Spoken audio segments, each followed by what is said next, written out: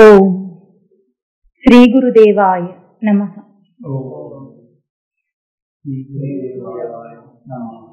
ఓం గోవిందాయ నమః.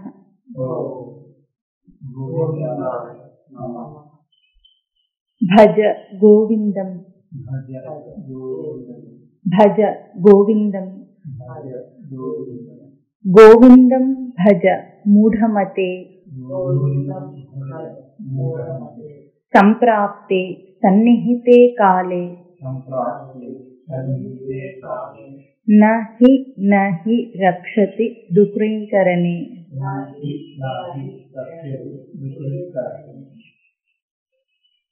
ఈ భజ గోవింద స్తోత్రాన్ని మననం చేస్తున్నాము. శంకరులు మనందరినీ ఈ స్తోత్రంలో ఆదేశిస్తున్నారు. ఏమంటున్నారు? భజ భజ అంటే భజించుము అంటున్నారు.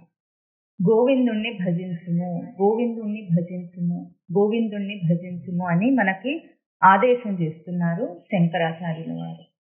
దానితో పాటుగా మనకు ఒక బిరుదునిచ్చారు. ఏమన్నారు? హే మూఢమతే, ఓ మూఢమతి అన్నారు. అనగానే మనకందరికి కోపం వస్తుంది. నేనేం తప్పు చేశాను, నేనేం చేశానని నన్ను మూఢమతి అంటున్నారు, నేనేం చేస్తున్నానో ఆయనకు తెలుసా అని అనకండి. మొత్తం మానవ జాతికి అందరికీ హే మూఢమతి అని ఒక సంబోధన చేశారు. మూఢమతి అంటే తిట్టలేదు. మనం ఏ స్థాయిలో ఉన్నామో మన స్థాయిని చెప్పే ప్రయత్నం చేస్తున్నాం. ఏ స్థితిలో ఉన్నామో అది చూపిస్తున్నాం. ఏ స్థితిలో ఉన్నాం మనం అంటే, మూఢమతి అంటే మోహ వైచిత్య ధాతువు చేత కూర్చుకోవటం. ఏం కూర్చుకుంటాం మనము? దేహంలోకి వచ్చిన దగ్గర నుండి దేహం విడిచిపోయేదాకా శ్రద్ధగా చాలా అందరం కూడా కట్టుబడి సంసారానికి ఏం చేస్తున్నాము? ఇక్కడ వదిలిపోయేటివన్నీ కూర్చుకుంటాం. అందుకు మూఢమతి అన్నారు. మన దృష్టి అంతా ఎప్పుడు దేని మీద ఉంటుంది? ఇక్కడ ఏమైనా వెళ్ళిపోతామో దాని మీదే. ఒక్కరోజు కూడా, ఒక్క క్షణం కూడా నేను వెళ్ళిపోతే ఎక్కడికి వెళ్తాను, ఏమవుతాను, ఏం తీసుకెళ్తాను అని ఆలోచించం. ఎక్కడికైనా ప్రయాణం అయితే మనం ఎన్ని ఆలోచిస్తాం?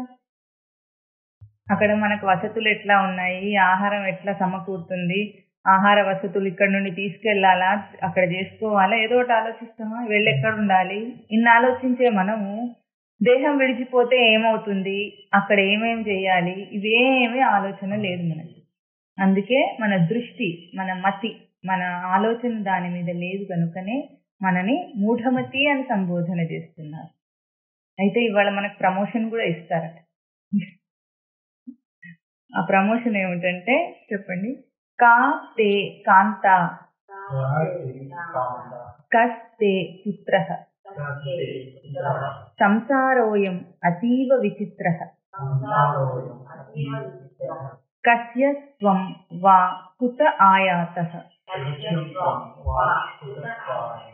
తత్వం చింతయ తదిహ భ్రాంత. ఇవాళ మనకి ఇంకొక ప్రమోషన్ ఏమిటి? భ్రాంత అని. ఇన్నాళ్ళు మూఢమతి మూఢమతి అని వాయించారు, ఇప్పుడేమో భ్రాంత అంటున్నారు. సరే, అయితే ఎందుకు మనల్ని భ్రాంత అని తిడుతున్నారో, ప్రమోషన్ ఇచ్చారో తర్వాత ఆలోచిద్దాం. కానీ ముందేమంటున్నారు? ఇప్పుడు భజ గోవిందం అన్నారు. హే మూఢమతి, ఇప్పుడు నువ్వు కూర్చుకుంటున్న ఈ సంసారాన్ని విడిచిపెట్టి, అది వదిలేసి ఏం చేయాలి? నీ దేహం అనే అవకాశంలోకి వచ్చిన నువ్వు గోవిందుణ్ణి భజించు అని చెప్తున్నారు.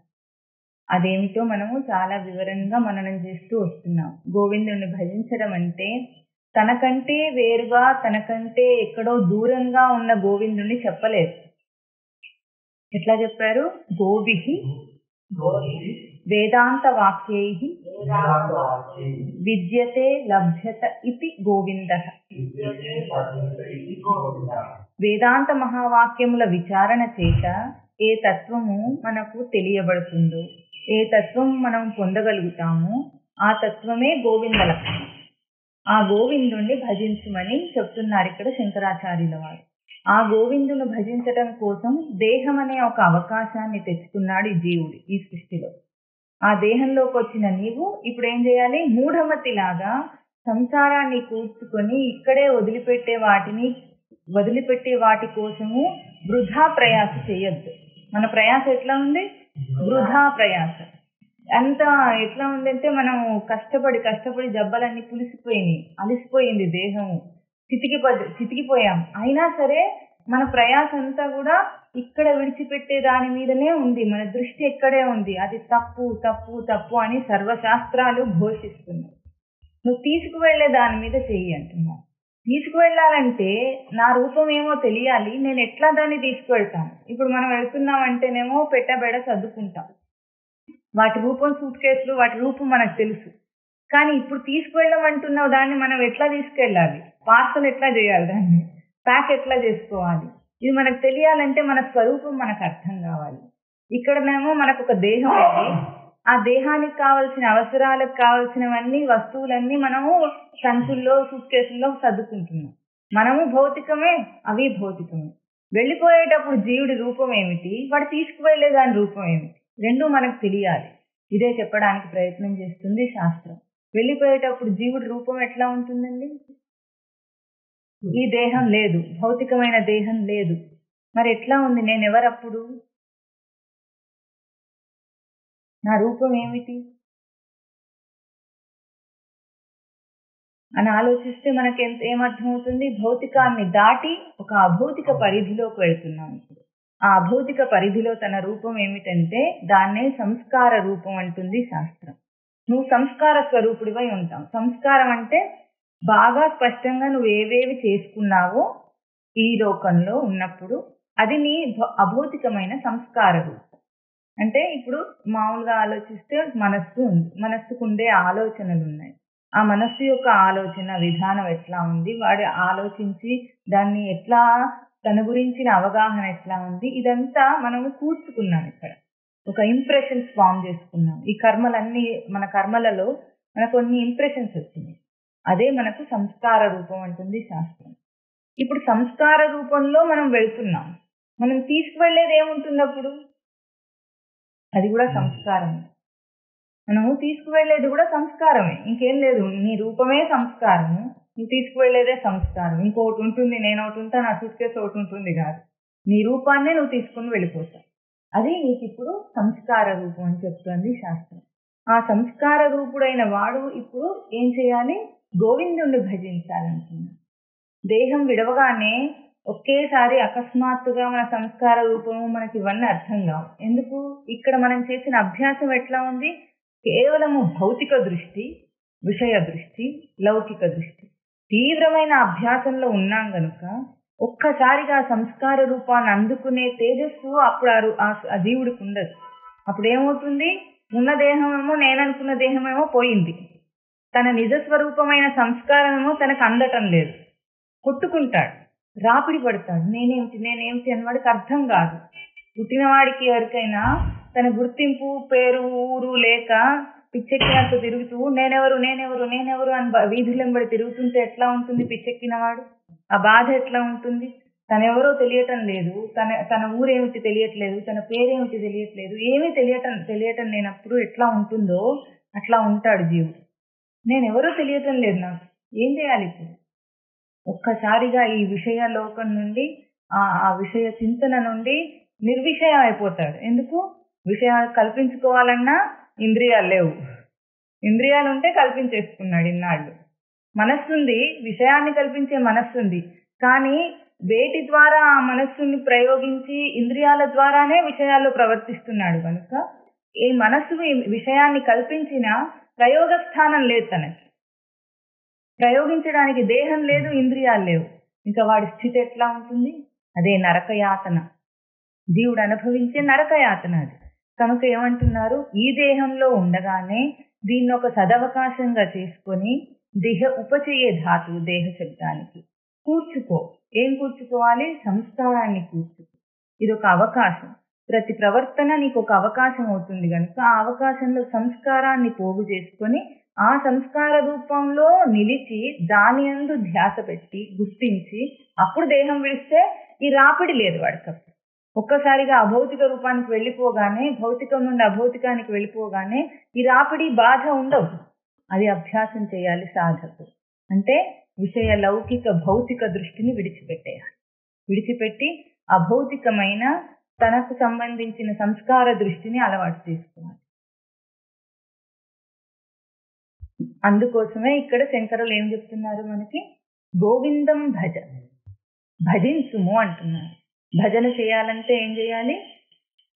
భజ సేవాయాం ధాతు ఒక్కటే చెప్తుంది. సేవ అనగానే బయట ఎక్కడో ఏది లేదు. పూజ అన్నా బయట లేదు, సేవ అన్నా బయట లేదు. సేవ అంటే ఏమిటంటే, ఇప్పుడు మనం ఏమంటాము, సేవించండి అని ఏదైనా పదార్థం ఇస్తే మనం ఏం చేస్తాడు ఆయన? పూజ చేయడు, దానికి ఏం చేస్తాడు? తాగేస్తాడు. మంచినీళ్ళు సేవిస్తారా అంట. అంటే మంచినీళ్ళకి సేవ చేయమని అర్థం ఏమిటి? అప్పుడు మంచినీళ్ళు త్రాగండి అని. అట్లాగే సేవ చేయటం అంటే తనదిగా చేసుకోవటం. తనదిగా చేసుకునే అంశము సేవ అంటే తనను గుర్తించే అంశం.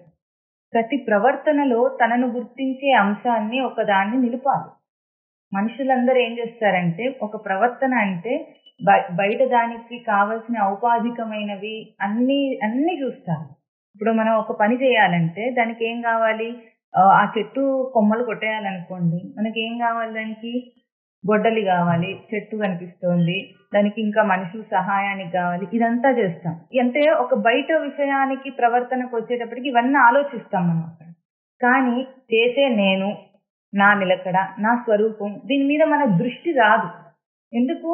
అది టేక్ ఇట్ ఫర్ గ్రాంటెడ్ అన్నట్టు దాన్ని అసలు కన్సిడరేషన్ లో తీసుకోకుండా అంత మరుపులోకి పోయినట్టుగా ప్రవర్తిస్తారు. అందుకే ఇంతమంది చేసే ఇన్ని పనులన్నీ కూడా మరుపులోకి వెళ్ళిపోతున్నాయి. ఉండటం లేదు, పని అంతా మరుపులోకి వెళ్ళిపోతుంది. కానీ ఏం మిగులుతుంది? ఆ నేను అన్న అంశం, తను నిలిపిన తన అంశమే అక్కడ నిలుస్తుంది. దాన్నే కర్మస్వరూపం అంటున్నాము. ఆ కర్మ అంటే నేను నిలపటం. ఆ భజ అన్న అర్థం ఇక్కడ మనకి శంకరులు చెప్పింది ఏమిటి? తన అంశాన్ని నిలుపు. నువ్వేం చేసినా సరే, దగ్గినా, తుమ్మినా, కొండనెత్తినా, బండనెక్కినా, సైంటిస్ట్ అయినా ఏం చేసినా సరే, నువ్వేం చేస్తావు అని అడగలేదు భజ. అయితే దేన్ని? నా స్వరూపం అనగానే నేనంటే నా పేరు, నా దేహం, నా పెద్దరికం కాదు. అక్కడ ఏమిటి? గోవిందం భజ. ఆ గోవింద శబ్దాన్ని భజించడంలోనే చాలా ఉన్నతంగా చూపించింది ఇక్కడ మనకు హిందూ ధర్మశాస్త్రం. గోవిందుడిని భజించడం అంటే గోవిందుడు ఎక్కడో ఉన్నాడు అనుకుని ఏదో అనుకుంటాం మనం. కానీ వేదాంత మహావాక్యముల విచారణ చేత ఏ తత్వం తెలియబడుతుందో అదే గోవింద తత్వం అనగానే ఏమైపోయింది? వేదాంత మహావాక్యములన్నీ కూడా ఎక్కడో ఉన్న ఏ దేవుడి గురించి చెప్పలేదు. ఏమన్నాయి? ప్రజ్ఞానం బ్రహ్మ, తత్వమసి, అహం బ్రహ్మాస్మి, అయమాత్మా బ్రహ్మ అని వేదాంత మహావాక్యాలు 4 ఉపనిషత్తులకి 4 మహావాక్యాలు చూపించాయి. 4 వేదములు 4 మహావాక్యాలు చూపించాయి. ఇప్పుడు ఈ మహావాక్య విచారణలో మనకేం తెలిసింది? ప్రజ్ఞానం బ్రహ్మ అని చూపించింది. అంటే స్పష్టమైన ఎరుక. జ్ఞానం అంటే ఎరుక, అంటే ప్రథితం. స్పష్టమైన ఎరుక ఏమిటి అంటే మనకేం కనిపిస్తుంది? స్పష్టంగా ఆ బొమ్మ కనిపిస్తుంది, స్పష్టంగా ఆ శబ్దం వినిపిస్తుంది అని అనుకుంటున్నాం మనం. ఇది ప్రజ్ఞ కాలేదు తనది. ఎందుకు? ఆ బొమ్మ ఇప్పుడుండి అది కళ్ళ ముందు నుండి వెళ్ళిపోతుంది. ఎట్లాగైతే అద్దం ముందు ఏదైనా వస్తువు ఉన్నప్పుడు ప్రతిబింబం ఉంటుంది, ఆ తర్వాత మనం జరిగితే అది లేదు. ఎట్లాగో అట్లాగే నువ్వు నేను అన్న అంశాన్ని నిలిపితే బయట ఉన్న దృశ్య జగత్తంతా కనిపిస్తుంది. నేను అన్న అంశాన్ని పక్కకి జరపగానే ఆ దృశ్య జగత్తంతా మాయమైపోతుంది. అందుకే గతమంతా ఎక్కడికి పోయిందో తెలియదు. ఎందుకు? ఆ గతంలో నుండి నువ్వు వచ్చేసావు కనుక నిన్ను నువ్వు తీసుకొని వచ్చేసావు. ఆ గతం ఏం చేస్తుంది? అది దానికి ఉనికి లేదు కాబట్టి అది ఏం చేసింది? అక్కడ నుండి లేదుగా అయిపోయింది. మన చుట్టూ ఉన్న అన్ని వస్తువులు కానీ విషయాలు కానీ ఎట్లా ఉంటాయో అవన్నీ నిర్జీవమైనవి. మనం ఏం చేయాలి? ప్రాణం పోయాలి. వెళ్తాం, దానికి ప్రాణం పోసి అక్కడ ప్రవర్తిస్తాం, ప్రవర్తించి మళ్ళీ వచ్చేస్తాం. ఎందుకు? అది నిన్ను భయపెడుతుంది. ఎందుకు? నీ ప్రాణాన్ని బయటికి ఇచ్చేస్తే నీ స్వరూపాన్ని అక్కడ దాని మీద ఇవ్వగానే నీకు రెండో రూపం కనిపిస్తుంది. ఆ రెండో రూపం భయకారణమైంది. కానీ దాని నుండి భయపడి మనం ఆ విషయాన్ని వదిలేసి వెళ్ళిపోతాం. కానీ ఆ విషయం ఏం చేసింది? ఆ భయము నీ రూపమే. అక్కడ మళ్ళీ నువ్వు వెళ్ళిపోతే భయం కూడా లేదు, ఏది లేదు. అంటే ఎక్కడ నువ్వు ఉన్నావో అక్కడంతా సజీవమైన నాటక రంగం ఉంది. నువ్వు లేకపోతే తెరబడిపోతుంది. అక్కడ ఇప్పుడు మీరందరూ ఇళ్ల నుండి వచ్చారు. ఇంట్లో మీరు ఉన్నంతసేపు మీకు అదంతా ఎట్లా ఉంది, లైవ్గా ఉంది ఆ సన్నివేశం. మీరు అక్కడ నుండి వచ్చేసారు. ఇప్పుడు అక్కడ ఇల్లు ఉందో లేదో, అక్కడ మనుషులు ఉన్నారో లేదో, వాళ్ళ ప్రవర్తన ఉందో లేదో, ఆ నాటకం మీకు లైవ్ కాదు. అది అక్కడ వేరే జీవుడు ఆడుకుంటున్న నాటకం అయింది. ఈ జీవుడికి మాత్రం అది లేదు. అంటే అక్కడ తెరబడిపోయింది. నేనున్నంతసేపు ఆ నాటకానికి జీవం, నేను లేకపోతే ఆ నాటకం అక్కడికక్కడ తెరబడిపోతుంది. ఇప్పుడు ప్రజ్ఞానం అంటే నీకు ఆ నాటకంలో కనిపించే విషయములు కాదు, శబ్దములు కాదు, దృశ్యములు కాదు, ఏదీ కాదు. వాటికంటే స్పష్టంగా ఏ నేను నిలిపితే అక్కడ నీకు అదంతా కనిపిస్తుందో అది నీకు ప్రత్యక్ష జ్ఞానం, స్పష్టమైన ఎరుక. అంటే నీ ఎరుకలో నీకు అది తెలుస్తుంది, కనిపిస్తుంది, ఇదంతా కనిపిస్తుంది, వీళ్ళందరూ కనిపిస్తున్నారు, నేను మాట్లాడుతున్నాను, వింటున్నాను. ఇందులో నేను అనేది నాకు స్పష్టమైన ఎరుక. ఈ కనిపించేది ఇవన్నీ ఏమిటి? బయట పరోక్ష జ్ఞానం. అది ప్రత్యక్ష జ్ఞానం వేరు, పరోక్ష జ్ఞానం వేరు. ప్రత్యక్షమైన జ్ఞానమే స్పష్టమైన ఎరుక. ఇది ప్రజ్ఞానం బ్రహ్మ. ఇది ప్రజ్ఞానం బ్రహ్మ అంటే శాస్త్రం ఏం చేసింది? ఇదిగో ఇది నీ స్వరూపం అని ప్రజ్ఞానం బ్రహ్మ మహావాక్యాన్ని చూపించింది. ఇది గోవింద తత్వం. గోవిందుడు అంటే ప్రజ్ఞానం బ్రహ్మ స్వరూపం. ఎట్లా ప్రజ్ఞానం బ్రహ్మ స్వరూపము? నీ ఇంద్రియాలన్నిటిలో వ్యాపించి ఆ ప్రత్యక్ష జ్ఞానమే నిన్ను ఈరోజు పనిచేయిస్తుంది. ఇంత స్పష్టంగా ఆ ప్రజ్ఞానం బ్రహ్మ అని ఏ మహావాక్యం చూపించిందో అది ఎక్కడో తెలియటం లేదు మనకి, ఇక్కడ తెలుస్తుంది. ప్రత్యక్షంగా ఎరుకలో తెలుస్తుంది. అది ఉండి నీ ఇంద్రియాలన్నిటిలో సంపూర్ణత్వాన్ని అంటే సమృద్ధినిచ్చింది. గోవింద గాం విందతి. ఆ సంపూర్ణతనిచ్చి నేను ఇప్పుడు లైవ్ మనిషిగా చూపిస్తుంది. అంటే నేను సజీవంగా ఉన్న మనిషిని అనిపించగలుగుతుంది. ఇది గోవింద తత్వం. దాన్నే ఏం చెప్తుంది? నువ్వేమో దాన్ని ఏమన్నావు? దూరంగా చూస్తున్నావు. ఆ గోవింద తత్వం అంటే దూరంగా చూస్తున్నావు. ఆ ప్రజ్ఞానం బ్రహ్మ లక్షణాన్ని దూరంగా చూస్తున్నాడు కనుక తత్వమసి అన్నది. ఇది బోధ లక్షణ మహావాక్యం అని వింటుంది.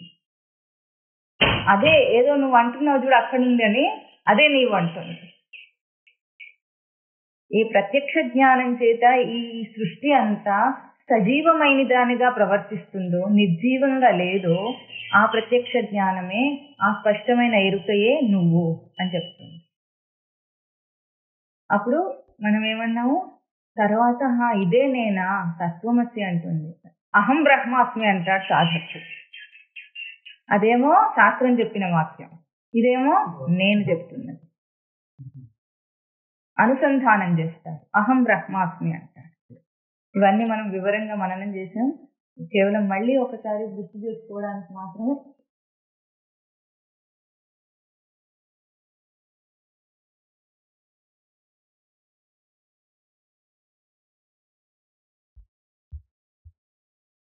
అప్పుడు అనుసంధానం చేసినప్పుడు ఏమంటున్నాడు? అదే నేను. ప్రత్యక్ష స్పష్టమైన ఎరుక ఏ వృద్ధి లక్షణాన్ని చూపించిందో, అదే తత్వమసి అని బోధ చేసిందో, ఆ బ్రహ్మస్వరూపమే నేను. ఎరుక చేత ఏమైంది? చూసి చూసి చూసి మనకేమొచ్చింది? కళ్ళకేమన్నా వచ్చిందా? బాగా చూసినందువల్ల పుట్టినప్పటి నుండి మనం కంటిని ఎంతో ప్రయోగం చేస్తున్నాం కదా, ఏమొచ్చింది? చివరికి వృద్ధి పొందిందా కన్ను? ఏమైనా క్యాటరాక్ట్ వచ్చింది అంతేనా? క్యాటరాక్ట్ వచ్చింది కానీ కన్నేం వృద్ధి పొందలేదు. మరి ప్రయోగం చేస్తే వృద్ధి పొందాలి కదా, కానీ పొందలేదు కదా. ఎట్లా ఇప్పుడు అది బ్రహ్మలక్షణం ఎట్లా అయింది అంటే, చూసినప్పుడల్లా నేను చూస్తూ ఉన్నాను అన్న దాంట్లో చూచుటంతా మరుపులోకి పంపించి, చూచుటను వదిలిపెట్టి, దృశ్యాన్నంతా అక్కడే విడిచిపెట్టి మనం ఏం చేసాం? నేనున్నాను అభ్యాసం చేసాం. నేను నేను నేను అని ప్రతి ఇంద్రియ ప్రయోగంలో మనం చేస్తున్నది ఒకటే. నేను అభ్యాసం చేయటానికి ఇంద్రియాన్ని ఒక ద్వారంగా వాడుతున్నాం. నేను చూస్తూనేమో వదిలేస్తాం. ఆ దృశ్యం అక్కడే ఉంటుంది, వదిలేసి వెళ్ళిపోతాం. దాన్ని అక్కడే వదిలేసి తీసుకెళ్ళాం. శబ్దాన్ని వింటాం, నేను వింటున్నాను అంటాం, నేను తీసుకొని వెళ్ళిపోతాం. మనం చేస్తున్న మన జీవితకాలం అభ్యాసం ఏమిటి? ఏం చేస్తున్నాం అభ్యాసం? నేను అభ్యాసం చేస్తున్నాం. ప్రతి ఇంద్రియ ప్రవర్తనలో మనం అదే చేస్తున్నాం, నేను అభ్యాసం చేస్తున్నాం. అయితే మరి ఇంత అభ్యాసం చేసిన వాళ్ళం ఎంత వృద్ధి పొంది ఉండాలి ఈ పాటికి? నేను అన్నది నా స్వరూపం అయిపోయి ఉండాలి ఈ పాటికి కదా. ప్రతివాడు అదే అభ్యాసం చేస్తున్నప్పుడు తెలిసి అయినా తెలియకైనా ఎంత వృద్ధి పొంది ఉండాలి? అందుకే ఆ తేడా ఏమిటి? తెలిసి అయినా తెలియకైనా వృద్ధి పొందలేదు. తెలిస్తే వృద్ధి, తెలియకపోతే వృధా. నేను కూడా మరుపులోకి పంపించేస్తాడు, వదిలేసి వస్తాడు. వీడేమో వదిలేసి వస్తాడు, కానీ వెనుక సృష్టి ఏమో నిన్ను నేను అన్న ఆ అంశం వదలనివ్వకుండా నీ వెన్నంటి నీకు అందిస్తుంది. పిల్లలు ఏం చేస్తారు? వాళ్ళ వస్తువులతోనే ఆడుకొని అక్కడిక్కడ పారేసి వెళ్ళిపోతారు. అమ్మ ఏం చేస్తుంది? వాడివన్నీ వాడికి కూర్చోబెడుతుంది. అంతేనా? ఇంట్లో అందరికీ అంతే. అందరూ ఆవిడ మొహాన పారేస్తే అవన్నీ సర్దుకుని వాళ్ళకి ఇస్తుంది. అంతేనా? అట్లాగే సృష్టిని అన్నీ పారేసి నేను చూస్తూతో పాటు నేను కూడా పారేసి వెళ్ళిపోతుంటే అట్లా నేను భద్రంగా పెట్టి నీకు ఇస్తాను. ఎట్లా 84 లక్షల జన్మలన్నిట్లో అట్లాగే చూసాను. నేను పారేసాం, చూడటం పారేసాం, నేను పారేసాం, వినటం పారేసాం, అన్నిటిని పారేస్తూ వచ్చేస్తున్నా. నాకు అక్కర్లేదు అన్నట్టు వెళ్ళిపోతున్నా. అయితే అట్లా ఊరుకోవటం లేదు. నీకు కావాలని నీ వెన్నంటి నేను నీకే ఇచ్చి భద్రంగా ఇచ్చి యమాత్మా బ్రహ్మ, నేనే ఆ బ్రహ్మస్వరూపం, నిత్య నిరంతరమైన స్వరూపం నేనే అని తర్వాత తాను అనుసంధానం చేసి తన స్వరూపాన్ని వ్యక్తం చేస్తుంది. అది గోవింద లక్షణం. గోవిందుని భజన చేయటం అంటే ఏదో ఊహించుకోవద్దు, ఏం కష్టపడనక్కర్లేదు, అసలు ఏం కొనక్కర్లేదు. గోవిందుని కనీసం గోవిందుని ఫోటో కూడా అక్కర్లేదు, విగ్రహం అక్కర్లేదు, ఏది అక్కర్లేదు, పూజకి ఏ సామాన్ అక్కర్లేదు. భజన చేయమంటే పోనీ భజన మండలి కావాలంటే అది కూడా అక్కర్లేదు.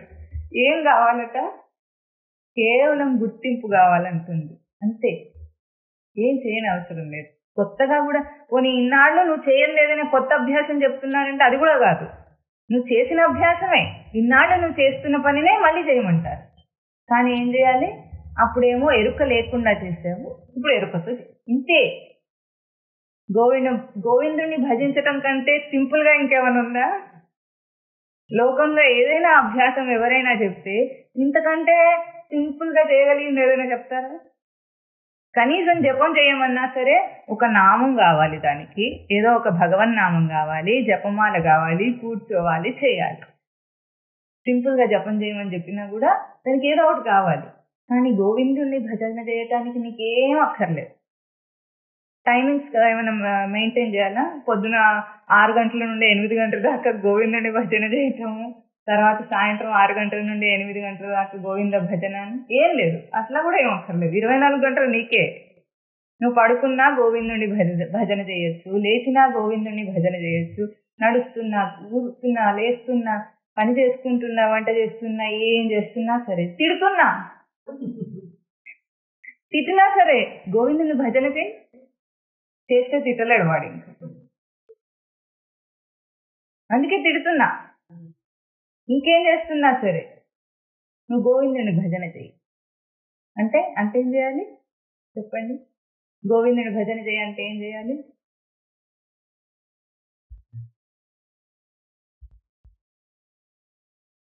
సింపుల్ వాక్యాల్లో గుర్తించాలి. తనను ఎరుకను నిలిపి ప్రవర్తించాలంతే. తనను నిలిపి ప్రవర్తించటమే గోవిందుని భజన చేయటం, సేవ చేయటం. ఎందుకు? అన్ని మహావాక్యాలు నీ గురించి చెప్పినాయి కనుక, ఏది మహావాక్యాల్లో చెప్పారే అదే గోవింద తత్వం కనుక, సేవ చేయటం అంటే దాన్ని నిలుపటం కనుక, ఇప్పుడు మనకేం తెలిసింది? నేనే ఆ నిత్య నిరంతర స్వరూపం, సృష్టిలో ఆధార స్వరూపం అని తెలుసుకొని దాన్ని నిలిపి ప్రవర్తన గుర్తెరుగు. ఏమని గుర్తెరగాలి? గబగబా పరిగెత్తుతున్నాను. ఒక్కసారి పరుగు మీద దృష్టి తీసేసి ఆ చైతన్యం ఎట్లా వస్తుంది కాళ్ళకి? పరుగు మనసులో ఉందా, పరుగు కాళ్ళల్లో ఉందా? బుద్ధి పరిగెత్తిందా ముందు, కాళ్ళు పరిగెత్తినాయా ముందు? ఇట్లా చేస్తే మన రజోగుణం అక్కడికక్కడే ఆగిపోతుంది. ఎందుకో ఒక్క నిమిషం నువ్వు బుద్ధే పరిగెత్తుతుంది అనేటప్పటికీ ఆ వేగం ఆగిపోతుంది. మనిషి విషయాల్లో ఉన్న వేగం ఆగిపోతుంది. ఆ వేగమే మనను ఆలోచన చేయనీయకుండా చేస్తుంది. ప్రత్యక్షమైన ఎరుకని దూరం చేసేది ఏమిటి?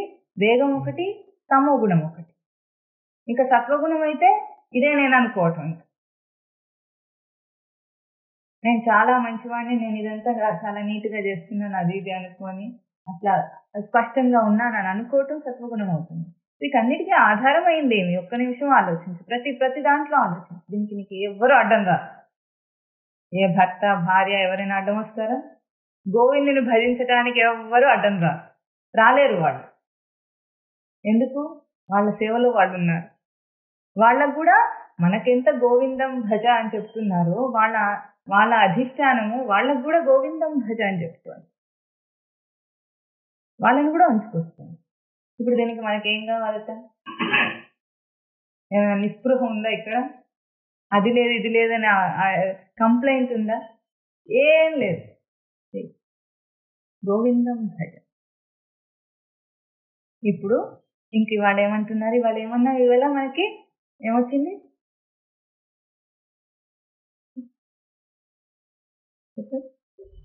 ప్రమోషన్ వచ్చింది ఇవాళ. ఏం ప్రమోషన్ వచ్చింది? ఇన్నాళ్ళేమో మూఢమతి అని వాయగొట్టారు. ఇప్పుడు భ్రాంత అంటున్నారు ఇవాళ. హే భ్రాంత, కాతే కాంత కస్తే పుత్ర కస్యత్వం కుత ఆయాత అంటున్నారు. ఎవరు నీకు భార్య? తే కాంత కా తే పుత్ర కహ, నీకెవడు పుత్రుడు? అది అడగరే. మా ఆవిడ పేరు పుణ్యవతి అన్నాడు. ఎవరు నీకు భార్య అంటే ఏం చెప్తున్నారు? మా ఆవిడ పేరు పుణ్యవతి అంటే ఎక్కడి నుండి వచ్చింది అంటే ఏం చెప్తాడు? కులగోత్రాలన్నీ చెప్తాడు. ముక్క చెక్కల మోహన్ రావు గారి అమ్మాయి అండి పక్కూర్లో అని చెప్తాడు. అదే అడిగింది. కస్తే పుత్ర అంటే ఎవడు మీ పుత్రుడు ఎవడంటే ఏం చెప్తాము?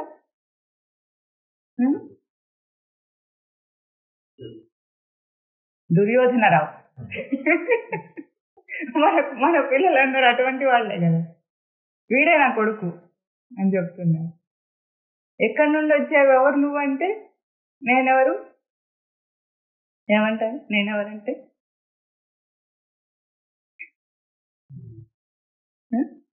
కంచిపాడు కుటుంబరావు అంటారు. ఇవన్నీ పరమస్వామి వారు పెట్టే పేర్లు. ఇట్లాంటివన్నీ చెప్తాం మనం. అది అడగటం లేదు అక్కడ. నీకు భార్య అని పిలుస్తున్నావే, ఎవరావిడ? ఎక్కడి నుండి వచ్చింది? ఏమో నాకేం తెలుసు. ముక్క చెక్కల మోహన్ రావు గారి అమ్మాయి మంచి అమ్మాయి అంటే చేసేసుకున్నా. పుణ్యవతి పాపం ఎప్పుడు కట్టుబడి ఉంటుంది, ఎప్పుడు నన్ను అనుసరిస్తూనే ఉంటుంది, తిట్టినా పడుంటుంది చక్కగా. నేనేం చేసినా ఏం నోరెత్తదు. ఆవిడే నా భార్య అని అంటున్నారు. ఆవిడే నీ భార్య అయితే ఎక్కడి నుండి వచ్చింది అడుగు అంటే ఆవిడ కూడా అదే చెప్తుంది, మా నాన్న అక్కడ ఉంటాడని. ఇది మనం కల్పించుకున్న ఏమిటివంటే మూర్ఖపు గుర్తింపు, మోహపు గుర్తింపు. అందుకే మనకి ముందే ఏం చెప్పారు? మూఢమతి అన్నారు, తెలివి లేనివాడన్నారు. ఇప్పుడు అక్కడ అడుగుతున్నది ఏమిటంటే, ఇక్కడ ఏమన్నారు తర్వాత? సంసారోయం అతీవ విచిత్ర. ఈ సంసారం అతీవ విచిత్రం అని. ఏం అంత విచిత్రంగా నాకేం లేదు, చాలా బాగానే ఉన్నట్టే అనిపిస్తుంది, అంతేనా? ఇప్పుడు లోకంలో సంసారం గురించి శాస్త్రాలు దుయ్యబట్టిందని చెప్తే అందరూ ఏమనుకుంటారు? ఇంత చెప్పాల్సిన అవసరం ఏముందండి, సంసారం అంత భయంకరంగా ఏం లేదు, బాగానే ఉందని అంటారు కదా. వాళ్ళందరూ ఎటువంటి వాళ్ళంటే దయ్యాల సినిమాలు, కుళ్ళు కుతంత్రాల సీరియల్స్ చూసి ఆనందించేవాడికి ఎట్లా ఉంటుంది చెప్పండి? వాడు అక్కడ భయపడటం లేదు, ఆనందిస్తున్నాడు. హారర్ సినిమా చూసి ఆనందిస్తున్నాడు. అసలు సంసారం ఎంత విచిత్రంగా భయంకరంగా ఉన్నా ఆనందిస్తున్నాడు. వాడు ఆనందిస్తున్నాడు కనుక వాడు హారర్ కాదు. అది వాడు హారర్ కానప్పుడు మనం దుఃఖపు ఇష్టం అది ఇదేంటి వాడికి ఏమర్థం అవుతుంది? అర్థం కాదు. అందులోంచి బయటికి రావాలని అనుకుంటాడా? కావాలనే ఆ సినిమాకి వెళ్తాడు, కావాలని అక్కడ కూర్చుంటాడు, కావాలని ఆనందిస్తాడు. భయపడుతూ కూడా, భయం వేస్తుంది అయినా దాన్ని భయాన్ని ఆనందిస్తుంటాడు. అట్లాగే ఈ లోకంలో ప్రజలందరికీ మనం చెప్పేది ఎందుకు అర్థం కాదు? సంసారం దుఃఖం అంటే ఎందుకు అర్థం కాదు? ఆనందిస్తున్నారు దుఃఖాన్ని కూడా. ఎన్ని కష్టాలు కూడా సుఖంగా ఆనందిస్తున్నారు వాళ్ళు. సుఖస్వరూపం. ఎందుకంటే వాడు అక్కడ ఆ సినిమా హాల్లో థియేటర్ లో కూర్చొని భయపడి భయపడి వణుకుతున్నాడు. ఇంకా అక్కడే పోసుకునేటట్టు కూడా ఉన్నాడు. అంత భయం వేస్తుంది. వచ్చేరా బయటికంటే నేను ఇక్కడే ఉంటానంట. అట్లాగే సంసారం నుంచి వచ్చే బయటికంటే నేను ఇక్కడే ఉంటానంటాడు. అదేం విచిత్రమో వాడిని అక్కడ కట్టిపెట్టింది. అందుకే లోకానికి మనం చెప్తే అందుకే అర్థం కాదు. వాడిని ఇంకా ఆనందిస్తున్నారు. ఆనందించనివ్వండి. బాగా నష్టాలని కంటితే చిట్టకొట్టబడితే అప్పుడు వస్తాడు. ఎప్పటికో అప్పటికి వస్తాడు. మనం ఆరాటపడి లాభం ఏముంది? ఏం లేదు. చెప్పటం మన ధర్మం. అంత భయపడిపోతున్నాడు పాపం. జ్వరం కూడా వచ్చేటట్టుంది భయానికి. సినిమా థియేటర్ని మాత్రం వదలటం లేదు. అత్తా కోడళ్ళు సీరియల్ చూసి చూసి కుళ్ళు కుతంత్రం అంతా నెత్తికెక్కి అది బాధిస్తున్నప్పటికి కూడా, నిద్రలో కూడా అటువంటి కళలు వస్తున్నప్పటికి కూడా చూడటం మానేయరు. అదేదో ఎక్కడుందండి అది చూడటం మానేయడానికి? రిమోట్ నొక్కితే అయిపోయింది. అయినా ఎవరో నిర్బంధించినట్లు. అథకేన ప్రయుక్తోయం అని అర్జునుడు అడిగినంత ఇదిగా అథకేన ప్రయుక్తోయం సీరియల్ వీక్షతి. ఎందుకు చూస్తున్నాడు? ఏ ప్రేరణ చేత అంటే నీ బుద్ధికి సరిగ్గా ఆ ఫ్రీక్వెన్సీ మ్యాచ్ అవుతుంది, అందుకే నువ్వు ఆ సీరియల్ చూస్తుంటావు. రమ్మన్నా బయటికి రారు. ఇదే సంసారం అతీవ విచిత్ర. అప్పుడప్పుడు అనిపిస్తుంది, ఏంటి అంతా వాడు వీడిని చంపుతున్నాడు, వీడిని వాడిని చంపుతున్నారు, వాళ్ళు ప్లాన్ చేసుకుంటున్నారు, అత్త కోడల్ని ఎట్లా చేయాలో, కోడలు అత్తని ఎట్లా చేయాలో, వాడు దీన్ని ఎట్లా ప్రేమించాలో, మోసం చేయాలో, వీడి ధనం ఎట్లా దోచుకోవాలి, ఇదంతా ఎంత కుళ్ళుగా ఉంది అని అంటాడు. మరి స్విచ్ ఆఫ్ చేసుకోవచ్చు కదా టీవీని. ఎవరో ప్రేరేపణ చేస్తున్నారు వాడిని. ఆ ప్రేరేపణ చేత నిర్బంధించినట్లుగా అక్కడ కూర్చుంటాడు. ఆ టైం 6 గంటలకు ప్రవచనం అంటే కూర్చోకపోయినా 7 గంటలకు సీరియల్ అంటే టెన్షన్గా ఎక్కడెక్కడ ఉన్న వాళ్ళందరూ వచ్చి అక్కడ కూర్చోవలసిందే. ఎవరు నిర్బంధించారు వీళ్ళని? సంసారం అతీవ విచిత్ర. సంసారం ఎంత విచిత్రం చూడండి. ఎక్కడో ఎవరింట్లోనో పుట్టిన ఒక ఆవిడ్ని తీసుకొచ్చి నాకు భార్య అంటున్నాడు. ఒక్క క్షణాన తాడిగట్టిన క్షణం నుండి సర్వాధిపత్యం, సర్వ హక్కులన్నీ ఆ మనిషి మీద తనకు వచ్చేసినాయి. ముక్కు మొహం తెలియదు నిన్నట్టు దాకా. ఈ రోజు నుండి నా భార్య, ఇంకా నేను చెప్పినట్టు వినాల్సిందే, నాకు కట్టుబడి ఉండాల్సిందే, నాకు అనుకూలంగా ఉండాల్సిందే. ఇప్పటి నుండి ఈయన నా భర్త అనుకుంటుంది. పతియే ప్రత్యక్ష దైవం. ఎందుకు? లోకంలో ఎవరు ఎన్ని చెప్పినా సరే, సాక్షాత్ కృష్ణ పరమాత్మ వచ్చేదైనా చెప్పినా సరే మా ఆయన అడిగి వస్తాను. అట్లా పతియే ప్రత్యక్ష దైవం అన్నట్లుగా కట్టుబడిపోయింది.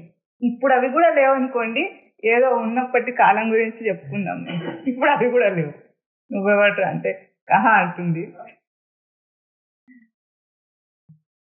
ఇట్లా ఎవరినో ఎక్కడి నుండి వచ్చారో తెలియని ఒక వ్యక్తిని నాదిగా ఒక యాక్సెప్టెన్స్ అంటే నాదిగా తీసుకోగలిగే అంత మనకుంది. నీ స్వరూపాన్ని మాత్రం నీకు చెప్తే నీకు నాదిగా తీసుకునే అంత శక్తి లేకపోతే ఎట్లా? గోవిందం భజ గోవిందం భజ అంటుంటే మాకు అర్థం కాదంటాడు. ఇదిగో ఈవిడ నీ భార్య అంటే సరే అంటాడు. ఇప్పటి నుండి పుణ్యవతి నీ ధర్మపత్ని అనగానే సరే అన్నాడు. ఎక్కడి నుండి వచ్చింది? ఎట్లా నాకు ధర్మపత్ని అయ్యింది? అసలు ఆవిడెవరు? నేనెవరు? అసలు ఈ మార్పు ఏమిటి? ఇన్నాళ్ళేమో నేను భర్తని గాను, ఇప్పుడేమో అకస్మాత్తుగా భర్తనైపోయాను. ఆవిడేమో ఇన్నాళ్ళు ఎవరో కూతురు, ఎవరో కులగోత్రం అన్నారు, గోత్రం అన్నారు, ఇప్పుడేమో నా గోత్రం మోస్తుందట.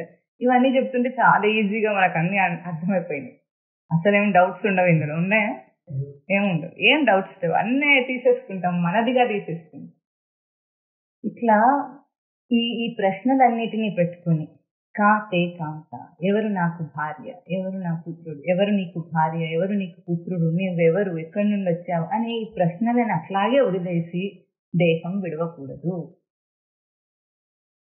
మనం ఈ ప్రశ్నలు వేసుకోలేం గనుక మన కోసము గురువే ఈ ప్రశ్నలు అడుగుతున్నాడు. ఇప్పుడు శంకరులు మనం ప్రశ్నిస్తున్నారు.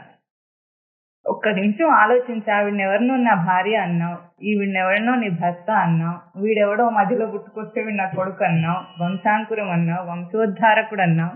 ఎవడు వీళ్ళందరూ ఎక్కడి నుండి వచ్చారు? కుత ఆయాత. ఇవన్నీ ఆలోచించమంటున్నారు. తత్ ఇహ తత్వం చింతయ, దీనిలో ఉన్న తత్వం ఏమిటో విచారణ చేయి అంటున్నారు.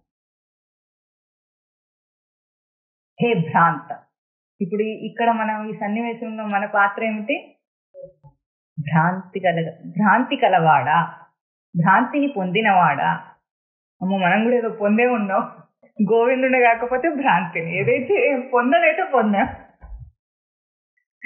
శాస్త్రం ఏమంటుంది? ఏం పొందగలుగుతావో అది గోవింద తత్వం అన్నది విచారణ చేసి.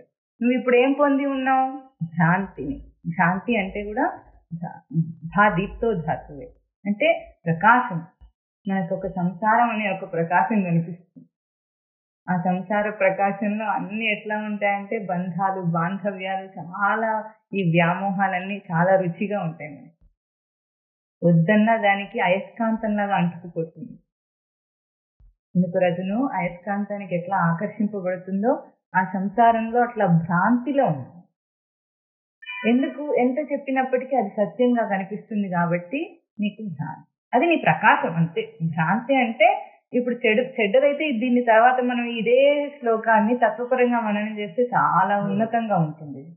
అప్పటిదాకా ఇప్పుడు ఇక్కడ ఉన్న ప్రసిద్ధార్థం ప్రకారం ఏమిటి? నీ ప్రకాశం అది. ఏం ప్రకాశం? ఇది నా భార్య, అది నా కొడుకు, ఇది నేను. ఇప్పుడు ఒక్క అంశాన్ని తీసుకొని మనం కూలంకషంగా విచారణ చేద్దాం. భార్య అన్నాం, ఎక్కడి నుండి వచ్చింది? ఎక్కడి నుండి వచ్చింది ఆవిడ అంటే ఫలానా వాళ్ళకి పుట్టింది అన్న. ఫలానా వాళ్ళకి ఏమైంది? ఆమె కూతురు. ఎట్లా వచ్చింది? పుట్టింది. ఫలానా వాళ్ళ ఇంట్లో ఒక తల్లిదండ్రికి పుట్టింది. పుట్టకుండా ఆవిడ రూపం ఏమిటి? వాళ్ళ అమ్మ కడుపులోకి ఎట్లా వచ్చింది? ఒక జీవుడిగా వచ్చి ఆ దేహాన్ని తీసుకొని వాళ్ళ అమ్మ కడుపులో పుట్టింది. ఆ జీవుడికి రూపం ముందేమిటి? ఆ దేహం ఎట్లా వచ్చింది? వాళ్ళ అమ్మ తిన్న ఆహారంతో దేహం వచ్చింది ఆవిడ. తానేమో వేరే జీవుడు, ఆ దేహాన్ని ఏమో వాళ్ళ అమ్మ తిన్న ఆహారంతో కణాలన్నీ పోగు చేసుకొని పుట్టింది. వాళ్ళ అమ్మ తిన్న ఆహారం ఎక్కడి నుండి వచ్చింది?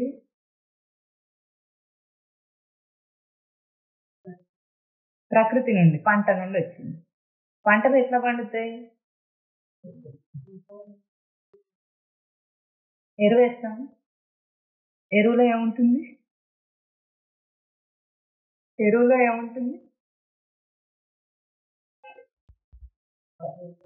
పశువు పేడ. ఇప్పుడు ఆవిడ దేహం ఎక్కడి నుండి వచ్చింది? పశువు పేడ నుండి వచ్చింది. నాది అని రుద్దుకొని తిరుగుతుంది. ఆ దేహం ఎక్కడి నుండి వచ్చిందండి? పేడ ముట్టుకుని నాదంటావా, నా భార్య అంటావా? అంటాడా? అన్నాడు. తెలివైన వాడు వీడు అన్నాడు. అదేమిటి భార్య దేహం కాదన్నారు కదా, జీవుడు అన్నారు కదా, అదే నా భార్య అంటాడు. దేహం నా భార్య అంటే అది ఎక్కడి నుండి వచ్చింది? పశువు పేడ నుండి వచ్చింది, భూమిలోంచి. అంతేనా? అక్కడి నుండే వచ్చిందా లేదా? మీరందరూ రైతులు, మీకు తెలియాలి, నాకేం తెలుసు. పశువు పేడ ఎరువుగా వేస్తే దాని సారాన్ని తీసుకుని ఆ ధాన్యాన్ని తింటే వాళ్ళ అమ్మ దాంతో ఆ దేహం తయారైంది. ఇప్పుడు ఈ దేహమే నా భార్య అంటే దాని మూలం ఏమిటి? పేడ కాదు, జీవుడు నా భార్య అన్నారు. పేడ నా భార్య కాదు కాబట్టి జీవుడు నా భార్య. జీవుడు ఎక్కడి నుండి వచ్చాడు? పేడ నుండి ఎట్లా వస్తాడు?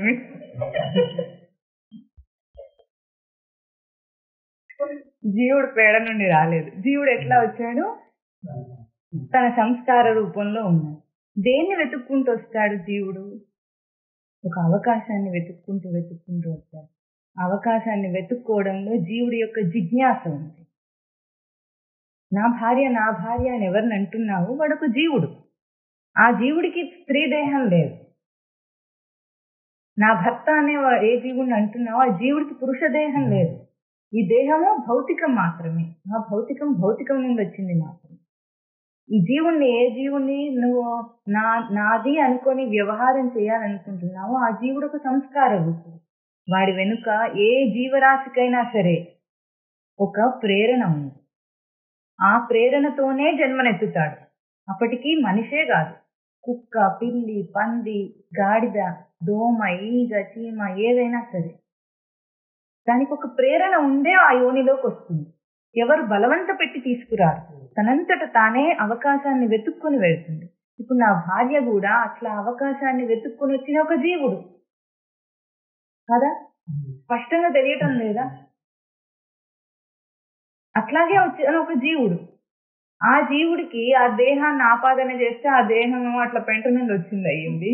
ఈ వంశమేమో ఎక్కడి నుండి వచ్చింది? ఇది మహా ఇక్ష్వాకు వంశం అన్నట్టు, గొప్ప గొప్ప కులం అన్నట్టు చెప్పుకుంటుంటారు. ఈ వంశాలు గింశాలు ఇవన్నీ బయట ఆపాదన స్వరూపం. కానీ ఆ జీవుడు ఏ ప్రేరణతో వచ్చాడో ఆ ప్రేరణ ఉంది ఆ జీవుడికి అని ఒక్కసారి నీ భార్యలో దర్శనించి. రేపెవరో ఒక ఈ భ్రాంత, ఆ భ్రాంత, భార్య భ్రాంత, భర్త భ్రాంత ఇద్దరు కలిసి చేసిన ఒక నిర్వాకానికి ఇంకొక భ్రాంతి పురుషుడు వస్తాడు. వాడే పుత్ర. వీడు కూడా ఎట్లా వచ్చాడు? వీళ్ళ అమ్మ తిన్న అన్నంతోనే వాడి భౌతిక దేహం కూడా ఏర్పడింది. అన్నం అంటే ఎక్కడి నుండి వచ్చింది? రేటుగా వెనక్కి వెళ్తే ఒకటే ఆన్సర్, పేడ నుండి వచ్చింది, పశు పేడ నుండి వచ్చింది. కాబట్టి ఇది నేను కాదు. కనీసం ఇంత మాత్రమే చచ్చర పుట్టాలి మనకి. ఈ దేహం దేంతో తయారైందో ఇప్పుడు చూడు, నువ్వు తినే తిండే ఒకటో ఆలోచించు. ప్రకృతి ఎక్కడి నుండి ఇస్తుంది? దేన్ని అసహించుకుంటున్నామో పేడ అని, అక్కడ నుండి అంత వస్తుంది. ప్రకృతి ఎంత చక్కగా ఒక ఎకో సిస్టమ్ ని రన్ చేస్తుంది. అది ఎకో సిస్టమ్ అంటారు. అదే అక్కడక్కడే సర్క్యులేట్ అవుతుంది, కొత్తగా ఏం క్రియేట్ కావటం లేదు. ఆహారం పుడుతుందంటే ఎక్కడి నుండి వస్తుంది? ఎక్కడి నుండి వస్తుంది? కొత్తగా ఏం రావటం లేదు. అంతా జీవుడు వదిలిన దాని నుండి మళ్ళీ వస్తుంది. ఇప్పుడు ఆ భ్రాంత భార్య, ఆ భ్రాంత భర్త కలిసి చేసిన ఒక నిర్వాకానికి ఒక భ్రాంత పుత్ర వచ్చాడు. వీడు కూడా అంతే. దేహపరంగా చూస్తే దేహం ప్రకృతి నుండి వచ్చింది అంతే. రేపు మళ్ళీ ప్రకృతిలోకి వెళ్ళిపోవాల్సింది.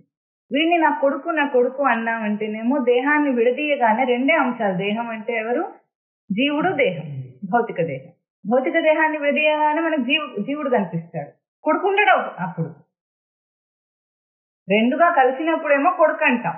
ఒక భౌతిక దేహం, దాని లోపల జీవుడు ఉండి వాడు ప్రవర్తిస్తూ ఉంటే మనం కొడుకు అంటాం.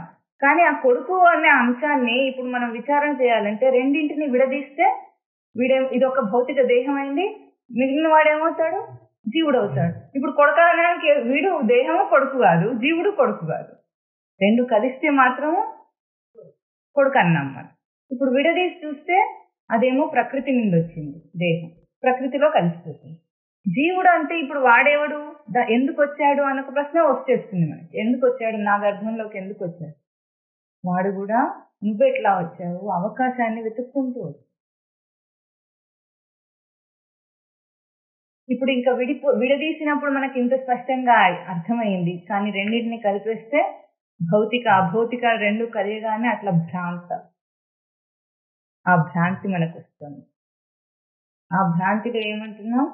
ఈవిడ నా భార్య, ఆయన నా భర్త, వీడు నా కొడుకు. ఎందుకు ఇంత భ్రాంతి వస్తుంది అని మనం బాగా ఆలోచించాలి.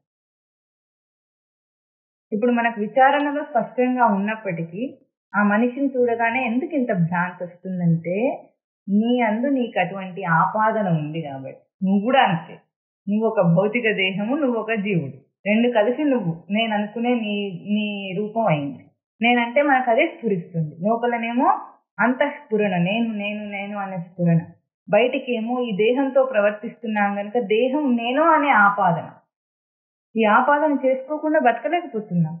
దేహధారిగా ఉన్నంతసేపు కూడా ఇది నేనన్న ఆపాదనలోనే బ్రతకాల్సి వస్తుంది. నీ స్వరూపం కూడా అట్లాగే ఉంది. అందుకే వాళ్ళ మీద కూడా అదే భ్రాంతి.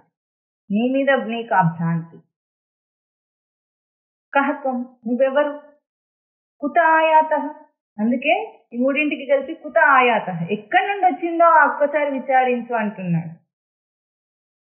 ఈ రెండు కలిసిన ఒక అంశము నాది నాది అనే ఒక అహంకారాన్ని మోహాన్ని కలుగజేస్తుంది. నీ దేహం మీద నీకున్నదేమో అహంకారం, ఈ దేహం నేను అన్న భావన. వాళ్ళ దేహాల మీద నీకున్నదేమో మమకారం, నా వాళ్ళు అన్న మమత్వం. ఈ అహంకార మమత్వాలను కల్పిస్తున్న ఈ భ్రాంతి ఎట్లా వచ్చింది? కుత ఆయాత. ఒక్కటే ప్రశ్న, ఎవరు వీడు, ఎక్కడి నుండి వచ్చాడు?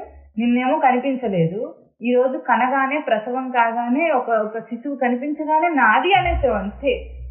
సర్గే సమ్మోహం యాంతి. వాడిని చూడగానే నీకు భ్రాంతి, వాడి కళ్ళు తెరవగానే వాడికి భ్రాంతి.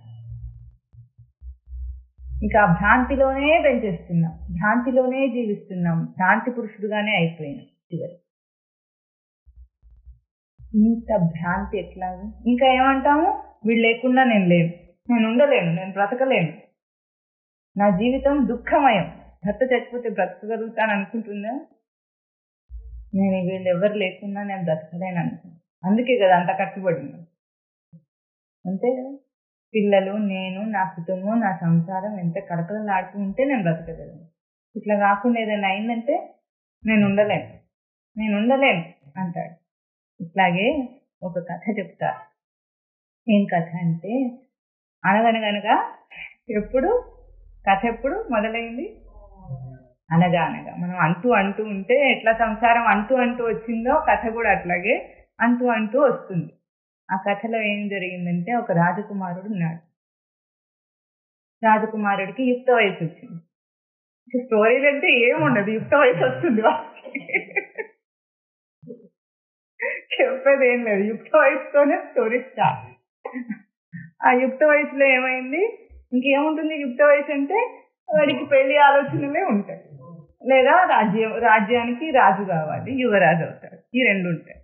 అయితే ఏమైంది, ఒకసారి వాళ్ళ ఇంట్లోనే వాళ్ళ రాజమహల్లోనే ఏమైంది, ఒక చోట ఎక్కడో పాడుబడిన, అంటే మన స్టోర్ సామాన్లు ఉంటాయి, అట్లాగో ఒక చోట ఒక చిత్రపటం దొరికింది అతనికి. అప్పుడు ఫోటోలు లేవు కదా, చిత్రపటం దొరికిందట. ఆ చిత్రపటంలో ఒక అమ్మాయి బొమ్మ ఉంది. ఆ అమ్మాయి బొమ్మను చూసి ఎంతగా మోహించాడు. అయితే ఆ అమ్మాయి యుక్త వయసులో ఉన్న అమ్మాయి ఏం కాదు, చిన్న అమ్మాయి. ఆ చిన్న అమ్మాయికి అక్కడ డేట్ వేసింది, అంటే అది 15 సంవత్సరాల క్రిందటి ఫోటో ఆ అమ్మాయి. అది చూసి చాలా అందంగా ఉంది అమ్మాయి, మోహించి ఇప్పుడు ఆ డేట్ ప్రకారంగా ఈ అమ్మాయి ఇప్పుడు 15 సంవత్సరాలు అంటే 20 సంవత్సరాలు అయి ఉంటుంది, యుక్త వయసుకు వస్తుంటుంది. కాబట్టి ఇంత అందంగా ఉన్న అమ్మాయి, నేను ఈ అమ్మాయినే పెళ్లి చేసుకుంటానని పట్టుబట్టాడు.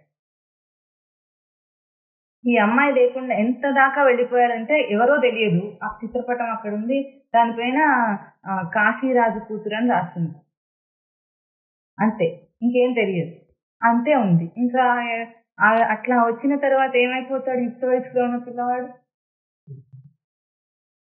తన లోకంలో పిచ్చివాళ్ళలాగా ప్రవర్తిస్తుంటాడు. ఎందుకు? అందరికి తెలియాలి కదా, వీడికి ఏదో అయిందని, మాయరోగం వచ్చిందని తెలియాలంటే అట్లాగే. అప్పుడు ఇంకా ఆ రాజకుమారుని చూసి ఏమైంది, ఎట్లా అయిపోయావు, ఏమైంది అని అడిగితే, నేను ఒక అమ్మాయిని ప్రేమించానంటే వాళ్ళందరూ సంతోషిస్తారు కదా, ఎవరైనా సరే. చెప్పు ఎవరు, నువ్వు రాజకుమారుడు, ఎవరిని ప్రేమించినా సరే నువ్వు పెళ్లి చేసుకోవచ్చు అని ఇంకా అడిగితే ఏమంటాడు, ఒక రాజకుమారి అన్నాడు. ఇంకే రాజు కలిసింది, రాజులకు సమవుజ్జి కనుక పెళ్లి చేయొచ్చు. ఇప్పుడు ఏమంటే కాశీరాజు కూతురు అన్నారు. ఏ కాశీరాజు, ఏమిటి అసలు ఆ చిత్రపటం ఒకసారి చూపించు అని అడుగుతాడు ఒక మంత్రి. సరే అని తీసుకెళ్ళి ఆ ఫోటో చూపిస్తాడు. అప్పుడు ఏమంటాడంటే, నీకు ఒక సత్యం చెప్తాను యువరాజా, కూర్చో కాసేపు. ఎందుకు? నీకు షాక్ తగిలితే కింద పడతావు, అందుకే కూర్చో అంటాడు. కూర్చొని మంచినీళ్ళు తాగు ముందు, నేను చెప్పే తట్టుకోను. ఈ కాశీరాజు కూతురు ఈ లోకంలో ఎవరు లేరు, ఆ కాశీరాజు అనేది. ఈ ఫోటో నీదే. నువ్వు చిన్నతనంలో మీ అమ్మగారు నువ్వు 5 ఏళ్ల వయసులో ఉన్నప్పుడు నీకు ఆడుపుల్ల వేషం వేసి ఫోటో తీసి అట్లా పెట్టింది. అప్పుడు ఫోటోలు లేవు కనుక చిత్రపటం గీయించి పెట్టింది. అనగానే ఏమవుతాడు? దెబ్బతిన్నాడు పాపం. ఎందుకు? ఇప్పుడు ఆ అమ్మాయే లేదు లోకంలో. ఇందాక ఆ అమ్మాయి లేకుండా నేను బ్రతకలేను, ఆ అమ్మాయినే పెళ్లి చేసుకొని తీర్తాను, ఆ అమ్మాయితోనే నా సుఖము, సౌఖ్యము, సంతోషం అనుకున్నాడు. ఇప్పుడు ఒక్కసారిగా దెబ్బతిన్నాడు. ఇప్పుడు ఎవరైనా ఎక్కడైనా ఉంటే నీకు ఇచ్చి పెళ్లి చేయనన్నా సరే నువ్వు పారిపోయి పెళ్లి చేసుకుంటావు. కానీ అమ్మాయి లేకపోతే ఏం చేస్తాడు ఇప్పుడు? పోనీ ఉండి చచ్చిపోలేదు, అట్లా కూడా లేదు. అసలు ఆ అమ్మాయి అనేదే ఈ లోకంలో లేదు. ఆ చూసినది ఏది? ఆ భ్రాంతి, ఆ మోహం కలిగించింది నీ స్వరూపమే. నీ రూపమే అక్కడ ఉండి నీకు భ్రాంతి కలిగించింది. నీకంటే వేరుగా ఆ ఫోటోలో ఉన్న అమ్మాయి ఎప్పుడూ ఎట్లా లేదో, నువ్వు దానితోనే సుఖము సౌఖ్యం అనుకున్నావు. ఇప్పుడు ఎవ్వరు తనను ఓదార్చినా ఏం ఓదార్చలేరు, తనకు తానే ఓదార్పు చేసుకోవాలి. ఎందుకు? ఆ ప్రేమను ఏదైతే పెంచుకున్నాడో ఆ ఫోటో మీద, అది నా స్వరూపం అని తెలిసింది. ఇప్పుడు ఏం చేయాలి? ఆ బాధ నుండి బయటికి రావాలంటే, ఆ బయటగా ఉన్న తన రూపాన్ని ప్రేమించిన వాడు ఆ బాధ పోవాలంటే తన నిజ స్వరూపాన్ని ప్రేమించుకోవాలి. అంతే కదా? ఇంకా ఆ బాధకి ఏమైనా వేరే విరుగుడు ఉందా? ఏమైనా చేయగలరా? అట్లాగే ఎక్కడెక్కడ ఏమేం చూస్తున్నావో ఈ సృష్టిలో నాది నాది అంటున్నావో అవి నాది కాదు, నువ్వే. నీ స్వరూపమే అక్కడ పరావర్తనమై కనిపిస్తోంది. ఇప్పుడు నువ్వేం చేయాలి? అది నాకు సంబంధించింది అని మమకారం కంటే నా నిజ స్వరూపపు పరావర్తనం అని తెలుసుకుంటే ఆ అహంత మమత రెండు కూడా పోయి అన్ని నీ స్వరూపాలుగా కనిపిస్తాయి. ఏ వస్తువులు గాని, విషయములు గాని, భోగములు గాని నీకు భ్రాంతిని కలుగజేస్తున్నాయో ఆ భ్రాంతి అంతా నీ స్వరూపం అక్కడ పరావర్తనం కావడం వల్ల వచ్చింది. నీకంటే రెండవ రూపం ఈ సృష్టిలో ఇంకొకటి లేదు. నువ్వు మంచి చూసినా చెడు చూసినా ఇంకొకటి లేదు. మరి ఒక ప్రశ్న రావాలి కదా మనకి, నా స్వరూపమే అంతటా పరావర్తనమై కనిపిస్తూ ఉంటే నేను కంటే వేరొకటి ఇంకొకటి ఈ సృష్టిలో లేనప్పుడు నాకెందుకు ఇంత వింత వింతవన్నీ కనిపిస్తున్నాయి? నేనే కల్పించుకునే వాడినైతే ఇంత చిత్ర విచిత్రంగా ఈ సృష్టిలో ఉన్నవన్నీ ఎందుకు కనిపిస్తున్నాయి? నేను ప్రశ్నించుకోవాలి. శాస్త్రం ఏం చెప్తుంది? అంతా నీ స్వరూపమే పరావర్తనమయ్యి రిఫ్లెక్ట్ అయి కనిపిస్తుంది. సృష్టి అంతా ఒక అద్దం వంటి. అద్దంలో ఏం కనిపిస్తాయండి? ప్రతిబింబాలే కనిపిస్తాయి. ఏ ప్రతిబింబాలు కనిపిస్తాయి? ఏది అద్దం ముందు నిలబడుతుందో ఆ ప్రతిబింబం కనిపిస్తుంది. సృష్టి ముందు నువ్వు నిలబడి ఉన్నావు, నీ ప్రతిబింబమే కనిపిస్తోంది. నీ ప్రతిబింబం కంటే వేరైన వస్తువు లేదు, వేరైన విషయము లేదు. ఇది సత్యం. ఇంత వైవిధ్యమైన విషయాలు జగత్తు ఎట్లా వచ్చింది మరి? ఇన్ని రకాల మనుషులు, పశువులు, పక్షులు, విషయాలు, సంఘటనలు, తేరుకోలేని, తీరికలేని, మనల్ని ముంచెత్తే అంత ఈ భ్రాంతిని కలిగించే ఇవన్నీ ఎక్కడి నుండి వచ్చినాయి? అన్నీ నీ నుండే వస్తుంది. అంటే నీ ప్రవృత్తికి, మనకు సత్వరజ తమో గుణములనే 3 ప్రవృత్తులు ఉంటే ఆ ప్రవృత్తి యొక్క కాంబినేషన్స్ చేసినప్పుడు, ఆ పర్మిటేషన్స్ అండ్ కాంబినేషన్స్ అయినప్పుడు ఇంత విచిత్ర జగత్తు క్రియేట్ అవుతుంది. 3 రంగులను ఇచ్చి మనము దాన్ని కొన్ని ఆ మోతాదులు వేరువేరుగా చేసి కాంబినేషన్స్ చేసినప్పుడు కొన్ని మిలియన్స్ ఆఫ్ కాంబినేషన్స్ వస్తాయి. రంగులు కూడా సృష్టి అయింది అట్లాగే. మన కంటిలో 2 రకాల సెల్స్ ఉన్నాయి, కోన్స్ అండ్ రాడ్స్. ఆ 3 రకాల రంగులను మాత్రమే ఐడెంటిఫై చేయగలుగుతాయి. కానీ మనం సృష్టిలో ఎన్ని రకాల రంగులను చూస్తున్నాం? లెక్కలేదు. మనం ఒక్క రంగులోనే ఎన్ని షేడ్స్ అయినా క్రియేట్ చేసి మిలియన్స్ ఆఫ్ కలర్స్ చూస్తున్నాం. ఈ 3 రంగులు చూడగలిగిన 2 రకాల కణములు నీకుంటే నువ్వు ఇన్ని రంగులు ఎట్లా చూడగలుగుతున్నావో నీ 3 సత్వరజస్తమో గుణాల కాంబినేషన్ వల్లనే ఇన్ని రకాల జీవరాశులు, వాటి ప్రవృత్తులను నువ్వు దర్శనం చేస్తున్నావు. అవి అక్కడ లేవు, నీలోనే ఉన్నాయి. నువ్వు చూస్తున్న జగత్తంతా నువ్వు కల్పించిన నీ జగత్. ఇంతకంటే వేరేం లేదు. నువ్వు నాకు కట్టేసే సత్యం ఏది? నేను ఎందుకు ఇంత భ్రాంతి ఉన్నాయాను? ఎందుకు అట్లా కట్టేయబడుతున్నాను? ఈరోజు మళ్ళీ శాస్త్రము, గురువు వచ్చి ఏం చెప్పాల్సి వస్తుంది? తత్వమసి, తత్వమసి, ప్రజ్ఞానం బ్రహ్మ, ప్రజ్ఞానం బ్రహ్మ అని చెప్పాల్సి వస్తుంది. ఈ మాయా మోహం ఏమిటి అసలు? నా రూపమే అక్కడ ఉంటే ఇప్పుడు చెప్పండి, రాజకుమారుడి బాధ ఎట్లా పోతుంది? ఎవరు ఏం చేయగలరు? కూర్చోబెట్టి ఓదార్చినా, పోనీ అన్నా, ఏమన్నా ఇంకేం చేయడానికి లేదు అక్కడ. ఆ ఫోటోలో ఉన్న అమ్మాయి మీద భ్రాంతి, మోహం పోవాలంటే ఒకటే, అది నేనే అని తెలుసుకోవాలంటే. నేనే కాబట్టి, నా మీద నాకే మోహం కాబట్టి, నా మీద నాకే భ్రాంతి కాబట్టి ఆ బాధ ఇంకా అక్కర్లేదు. నేనున్నాను కదా నా దగ్గరే. అది లేకుండా బ్రతకలేనన్నావు. భార్య లేకుండా బ్రతకలేనంటున్నా. నీ రూపమే అది. భర్త లేకుండా బ్రతకలేనంటున్నావు, నీ రూపమే అది. పిల్లలు లేకుండా బ్రతకలేనంటున్నావు, నీ రూపమే అది. నీ రూపమే అంటే ఎట్లాగంటే నీలో ఏ సచ్చిదానంద లక్షణములు ఉన్నాయో, నీకు స్వరూపమైన లక్షణాలు ఏ సచ్చిదానంద లక్షణంలో, ఆ సచ్చిదానంద లక్షణములే అక్కడ ఉన్నాయి. ఇప్పుడు నాది కాదు అది, ఇంకా నేనే. నాది అంటే ఎట్లాగూ వస్తు రూపం చేస్తేనేమో నువ్వు వేరు, ఇంకొక వస్తువు వేరైతే ఈ వస్తువు నాది. నువ్వు ఒక వ్యక్తిగత రూపానమైన మనిషివైతే ఇంకొక వ్యక్తిగత రూపమైన మనిషి రూపం నాది అంటావు. కానీ ఇప్పుడు నేనే వ్యక్తిగత రూపమైన మనిషిని కాను. నేనెవరు? సచ్చిదానంద స్వరూపం. ఆ సచ్చిదానంద స్వరూపమే అక్కడ కూడా ఉంది. అప్పుడు నేను వేరు అది వేరు కాదు కదా. నాది అన్న మమత్వమే లేదు అక్కడ. నేను అన్న అహంకారం అంటే తప్పుడు గుర్తింపేది. వ్యక్తిగత రూపంగా ఒక నామము ఒక రూపంతో నిన్ను ఊహించుకున్న వ్యక్తిగత రూపం కూడా ఇప్పుడు లేదు. ఎందుకు? అది అబద్ధం కనుక. అది ప్రకృతిలోనే వచ్చింది, ప్రకృతిలోనికే వెళ్ళిపోతుంది. మిగిలింది ఏమిటంటే ఒక సచ్చిదానంద స్వరూపం. సృష్టి అంతా వ్యాపించి ఉన్న స్వరూపమే అక్కడ ఉంది. ఇక్కడేముంది ఇప్పుడు? సచ్చిదానంద స్వరూపం. అక్కడేముంది ఇప్పుడు? సచ్చిదానంద స్వరూపం. ఇప్పుడు కూడా ఇది భ్రాంతి. ఎట్లా? భాదీప్తో ధాతువు తీసుకుంటే ప్రకాశం అయింది, అప్పుడేమో మోహం అయింది, ఇప్పుడేమో అవకాశం అయింది. ఎట్లా? ఆ మోహంలోనేమో నువ్వు నాది నావారు అనే మమత్వము అహంకారాన్ని కల్పించుకొని ఒక ద్వంద్వ భావమైన జీవితం, ద్వంద్వ జీవితానికి వెళ్ళిపోయావు, ద్వైత రూపానికి వెళ్ళిపోయి జీవిస్తున్నావు. ఇప్పుడు అదే మోహం తొలగినప్పుడు అదే ప్రకాశం నీకేమవుతుంది? అవకాశం అవుతుంది. ఎట్లా? నా రూపాన్ని ఇన్ని రూపాల్లో చూడగలను నేను. సృష్టి అంతా బ్రహ్మమయంగానే దర్శనం చేయగలను. సృష్టి అంతా సచ్చిదానందమయంగానే దర్శనం చేయగలను. ఎరుకలో ఉంటే సచ్చిదానందమయం, ఎరుక తప్పితే భ్రాంతిమయం, మోహం.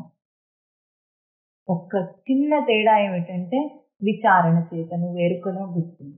విచారణ అనే గొప్ప తపస్సు చేత ఇప్పుడు ఎరుకను గుర్తుంది. ఇప్పుడు మన శాస్త్రాలు గురువులు ఏం చేస్తున్నారు? ఏం చేస్తున్నారండి? లేనిది ఏదైనా తెచ్చిస్తున్నారా? కల్పిస్తున్నారా? నీ జగత్తును అకస్మాత్తుగా మార్చేస్తారా? ఏదైనా చేస్తారా? ఏం చేయరు. మాయా మంత్రం ఏమైనా చేస్తారా? నీ అహంకారం మమకారం పోవాలంటే శాస్త్రం ఏమైనా చేస్తుందా? ఏం చేయరు. దానికి కూడా ఒక కథ చెప్పమంటారా? ఒక సాకలి వాడు ఉన్నాడు. వాడికి ఏముంటుంది? గాడిద ఉండదు. ఒక గాడిద ఉంది వాడికి. ఆ గాడిదని రోజు చాకరేవుకి తీసుకెళ్లి బట్టలు ఉతికి మళ్ళీ ఆ గాడిద మీద వేసుకొని తీసుకొస్తారు. అంతే కదా? మీకు బాగా తెలుసు ఆ సంగతి. ఆ గాడిదని తీసుకెళ్తే అక్కడ రేవుకి వెళ్ళి ఏం చేస్తాడు? నీడలో చెట్టుకు కట్టేసి వాడి పని వాడు చేసుకొని మళ్ళీ బట్టలన్నీ తీస్తారు. ఓ రోజు ఇట్లాగైనా బయలుదేరాడు. మురికి బట్టలన్నీ తీసుకొని గాడిద మీద వేసుకొని తీసుకువెళ్తున్నాడు. తీసుకువెళ్ళి అక్కడ రేవు దాకా వెళ్ళిన తర్వాత చూస్తే ఏమైంది? తాడు తీసుకురాలేదట కట్టేయడానికి. తాడుతో కట్టేయకపోతేనేమో అది అటు ఇటు వెళ్ళిపోతుంది. దాన్ని చూస్తూ కూర్చుంటేనేమో బట్టలు ఉతకడం కాదు, మళ్ళీ వెళ్ళి తీసుకురావాలంటే చాలా టైం పడుతుంది. ఇప్పుడు ఎట్లా అని ఒకటే బాధపడిపోతున్నాడు, టెన్షన్ పడిపోతున్నాడు. మన భాషలో మనం పడే టెన్షన్స్ అన్ని ఇట్లాగే ఉంటాయి. గాడికి తాడలేదన్నట్టు టెన్షన్ పడిపోతుంటే మీలాంటి బుద్ధిమంతుడు అనేవాడు అక్కడ నుండి వెళ్తున్నాడు ఊర్లో. అయ్యా ఏం టెన్షన్ పడుతున్నావంటే గాడిని కట్టేయడానికి తాడు తీసుకురాలేదన్నాడట. ఎట్లా ఇప్పుడు మరి మళ్ళీ వెళ్ళి తీసుకురావాలంటేనేమో టైం అంతా పోతుంది, ఒక పొద్దంతా ఇక్కడే పోతుంది, మళ్ళీ నాకు ఉతకడానికి టైం సరిపోదు, గడువు లేదు. ఇప్పుడు ఏం చేయాలంటే అంతేనా పర్వాలేదు అనేసి అతను ఎట్లాంటి వాడు? అతను వచ్చినవాడు మీలాగా తెలివైనవాడు. ఏమన్నాడు? ఏముంది, తాడు ఉన్నట్లుగానే ఊహించుకున్నట్లుగా దాన్ని తీసుకో, గాడిదని చెట్టు దాకా తీసుకెళ్ళి కట్టేస్తే ఎట్లా యాక్టింగ్ చేస్తామో అట్లా యాక్టింగ్ చేయి అన్నాడట. సరే అన్నాడు. వెళ్ళాడు. రోజు గాడిదని కట్టేస్తే ఏమేమి ఎట్లా చేత చేస్తాడో ఆ చేత అంతా చేశాడు. గాడిద ఏమనుకుంది? కట్టేశాడు అనుకుంది. తను రేవుకు వెళ్ళాడు, బట్టలు ఉతుక్కున్నాడు. అటు చూస్తూ ఉన్నాడు, ఒక కన్ను చూస్తూ ఉంటే గాడిద కదలటం లేదు. అదేదో మేత వేసుకుంటూ అక్కడే పడుంది. అంటే అది కట్టేయబడిందని దానికి అర్థమైంది. వీడి పని వీడు చేస్తున్నాడు. తర్వాత వచ్చేటప్పుడు ఏం చేస్తున్నాడు? మళ్ళీ రావాలి.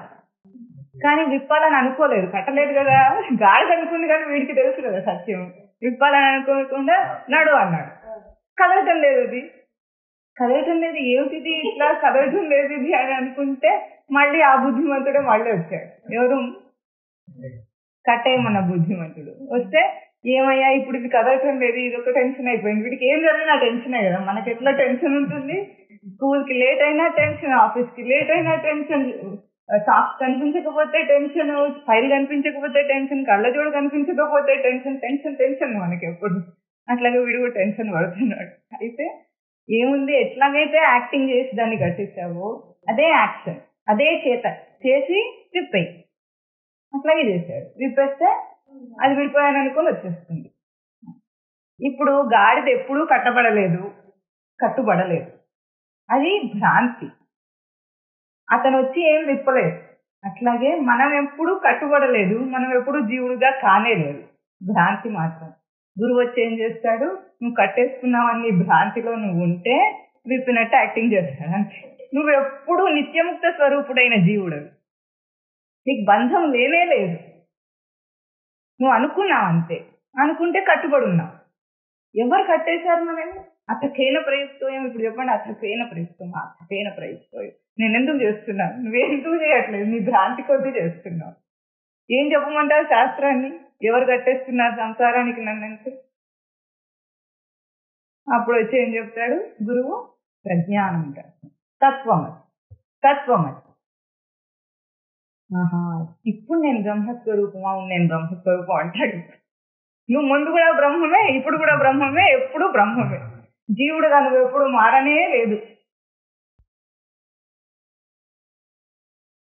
ఇట్లా మన భ్రాంతి మనని ఎంత పిచ్చి వాళ్ళని చేసి ఆడిస్తుందో. ఈ సంసారం సత్యం అనుకొని ఇంత విన్న తర్వాత కూడా ఇప్పుడు మీకు మళ్ళీ ఇంటికి వెళ్తే భార్య భర్త కనిపిస్తారా, కనిపించరా? ఎట్లా కనిపిస్తారు చెప్పండి? మర్చిపోవద్దు. అందుకే భజ గోవిందం, గోవిందం భజ. మర్చిపోవద్దు. మర్చిపోతే ఎట్లా? ఈ భ్రాంతి ఎట్లా వచ్చింది అది కూడా ఆలోచించు. ఇప్పుడు మర్చిపోతున్నాం కనుక మర్చిపోకుండా ఉండాలంటే, ఆ మరపు తీసేసే భ్రాంతి తీసేసుకోవాలంటే ఎట్లా వచ్చింది? అది ఎట్లా వచ్చింది చెప్పండి ఈ కథ ద్వారా?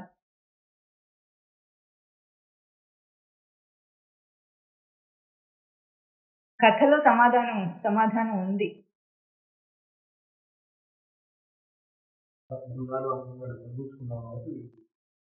భ్రాంతి ఎట్లా గట్టిపడింది? మనం ఎందుకు కట్టుబడుతున్నాం? అనుకున్నంత మాత్రం చేత ఇంత భ్రాంతి కలుగుతుంది మనకి. ఇంత చిన్న ఇటుకు అని కూడా మనకు అర్థం కాదు. ఆ భ్రాంతి ఎంతగా ఉందంటే, ఎంత దట్టంగా ఉందంటే ఆ భ్రాంతి ఇంత స్పష్టంగా ఒక ఉపమానం చూపించినా సరే, అది నీ స్వరూపం అని చూపించినా సరే, నువ్వు కట్టుబడలేదని శాస్త్రం చెప్పినా సరే, అందులో ఉన్న తనకి భ్రాంతి దట్టంగా ఉంది. అనుకున్నంత మాత్రం. దీనికి విరుగుడు ఏమిటి మరి? అభ్యాసం, విచారణ, అభ్యాసం. ఇంతే. శాస్త్రము నీ భ్రాంతిని చూపించింది, నీకు కావలసిన నీ స్థితిని చెప్పింది, నువ్వు బయటపడాల్సి, నువ్వు ఎదుగవలసి, అందుకోవలసిన స్థితిని చూపించి నీకు మార్గం కూడా చూపించింది. ఇప్పుడు ఎప్పుడైతే మనకి కథ మీద, మన స్థితి మీద విశ్వాసం కలిగిందో, ఇది భ్రాంతి అని అర్థమైందో, ఇప్పుడు మనకి యుక్తియుక్తంగా అర్థమైంది. అంటే లాజికల్ థింకింగ్. ఇప్పుడు యుక్తి చేత ఈ కథను మనను పోల్చుకొని మనం ఒక యుక్తి చేత దీన్ని విశ్వసిస్తున్నాం. దీన్నే యుక్తిని ఏం చేయాలి? విశ్వాసం చేయాలి. విశ్వాసం అనుభవ విశ్వాసం కావాలి. యుక్తి చేత విశ్వాసం కాదు, అనుభవం చేత విశ్వాసం. తత్వమసి మహావాక్యము గురువు చెబితే, శాస్త్రం చెబితే అర్థమైంది యుక్తి చేత విశ్వాసం మాత్రమే. కానీ అనుభవ విజ్ఞానం రావాలంటే తాను అభ్యాసం చేత, తన పురుష ప్రయత్నం చేత చేయవచ్చు. వాసిష్ఠ రామాయణం అంతా కూడా ఏం చెప్తుంది? పురుష ప్రయత్నమే అన్నిటికీ తాళం చేసి, పురుష ప్రయత్నం చేత తాను సాధించగలరు. నువ్వు కావాలనుకొని సాధన చేయి. భ్రాంతి ఎట్లా తొలుగుతుంది? సూర్యరశ్మి బాగా వచ్చేస్తే మబ్బులన్నీ తొలగాల్సిందే. ఇప్పుడు మబ్బులు తొలగితే సూర్యరశ్మి వచ్చిందంటామా, సూర్యరశ్మి వస్తే మబ్బులు తొలుగుతాయో చెప్పండి, యుక్తితో చెప్పండి. అదెట్లా? సూర్యరశ్మి ఎప్పుడూ ఉంది, మబ్బు దానంతట తొలగింది, మబ్బు అడ్డం వచ్చింది తొలగింది, సూర్యరశ్మి ఎప్పుడూ అట్లాగే వెలుగుతుంది కదా. సూర్యుడికి డిమ్ముగా ఉండటము, తేజస్సుతో ఉండటం అనేది లేదు, తేజస్సును పెంచుకోవటం అనేది ఏం లేదు. ఋతువులు మారినా అదంతా భూమి యొక్క పరిభ్రమణమే, రాత్రి పగళ్ళు జరిగినా భూమి యొక్క పరిభ్రమణమే. మబ్బులు వచ్చినాయన్నా మబ్బులు తొలగినాయన్నా మనతో పోల్చే కానీ సూర్యుడికి అసలు వేటితో సంబంధమే లేదు.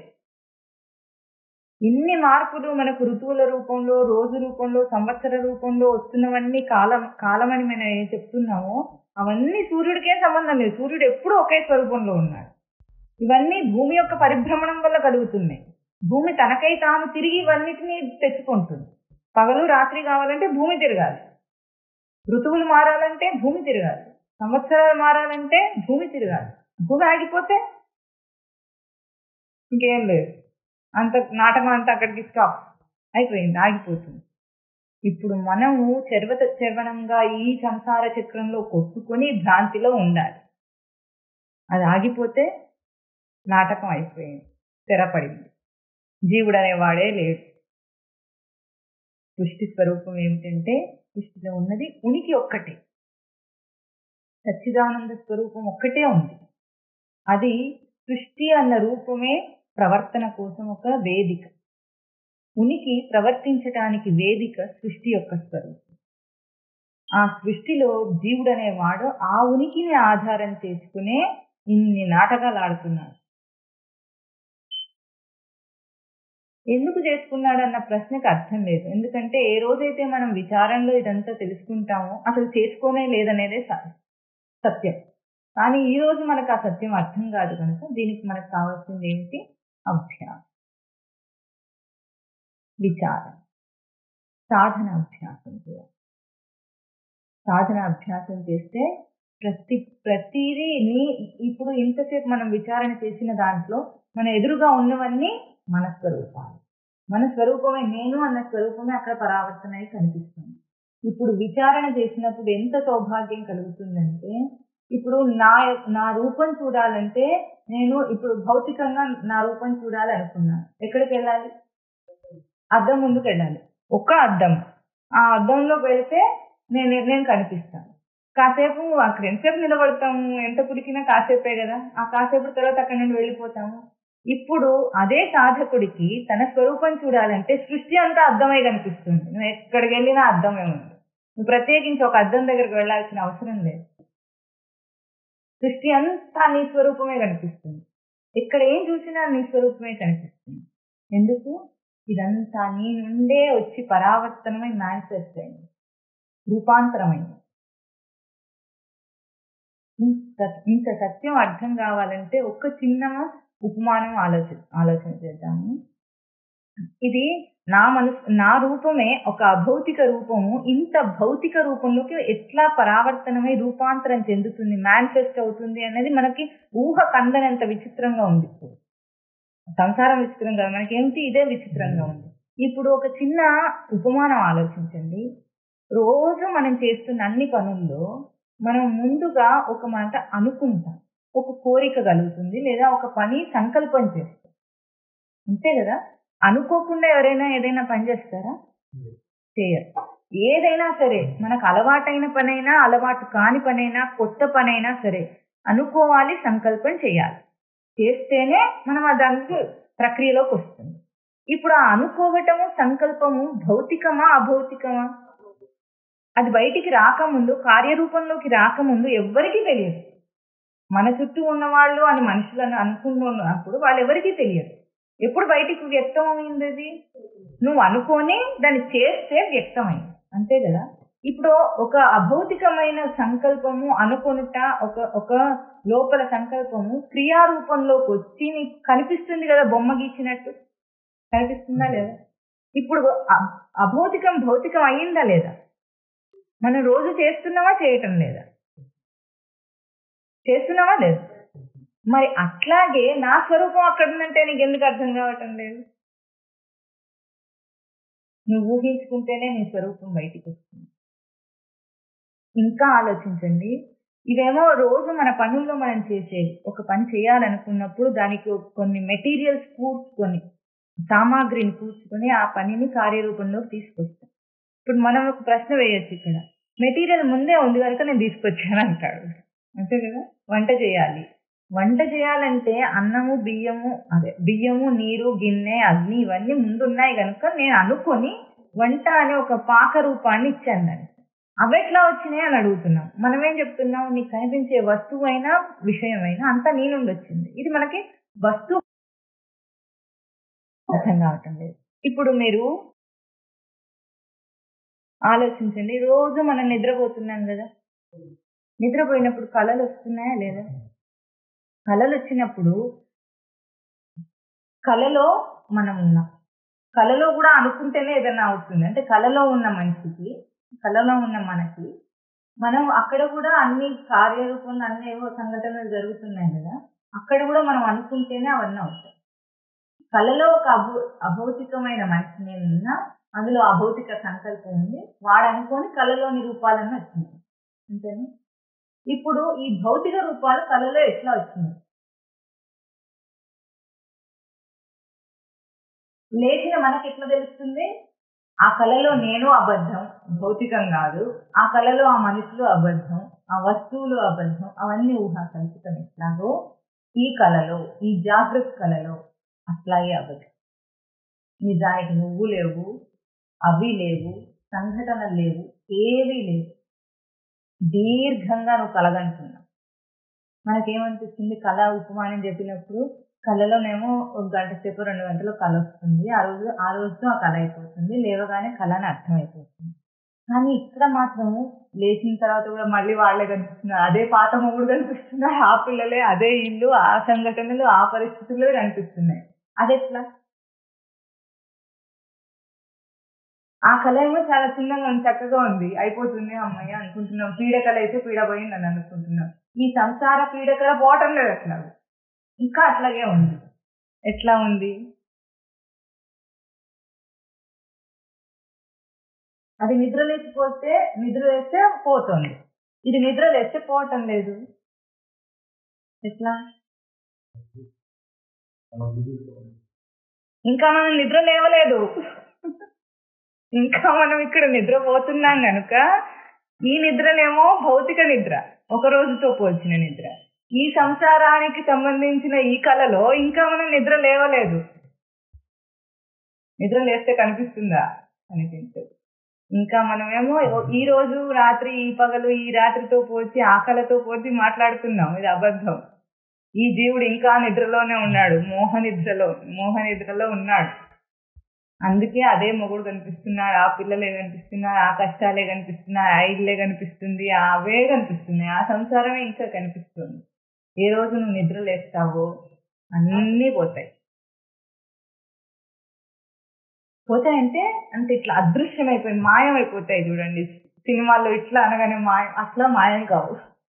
ఆ నిద్ర లేవటం ఎట్లా ఉంటుందంటే, ఇందాక మనం మననం చేసినట్టు అక్కడ ఉన్నవాడు జీవుడు కాదు, అక్కడ ఉన్నవాడు మనిషి కాదు. మనిషి అంటే జీవుడు, దేహం, 2 కాంబినేషన్స్ ఉన్నాయి. ఆ రెండింటిలో విడదీసిన ఆ రూపం నీకు కనిపిస్తుంది. ఎందుకు? వాడు కూడా ఒక దేహము, వాడు కూడా ఒక జీవుడు. ఆ దేహాన్ని ఆశ్రయించిన జీవుడు అక్కడ తిరుగుతుంది. నా భర్త అన్న కళ, వ్యామోహం నీకు పోతుంది. వాడు జీవుడు ఆ దేహంలో ప్రవర్తిస్తున్నాడు, ఒక అవకాశం తెస్తుంది. ఇది నీ కంటికి స్పష్టంగా కనిపిస్తే నువ్వు మేలుకున్నట్టు. ఇప్పుడు మనం అందరం మేల్కున్నామా, పడుకున్నామా? ఇక్కడ విచారణ చేత జాగృతి అంటే నిద్రాక్షయే ధాతు. నిద్ర నుండి మేల్కుంటే అది జాగృతి. ఏమిటి? ఈ రోజు మనకు ఒక మనిషిని చూసి భ్రాంతి కలుగుతుంది, వీడు ఫలానా అన్న ఒక గుర్తింపు వస్తుంది.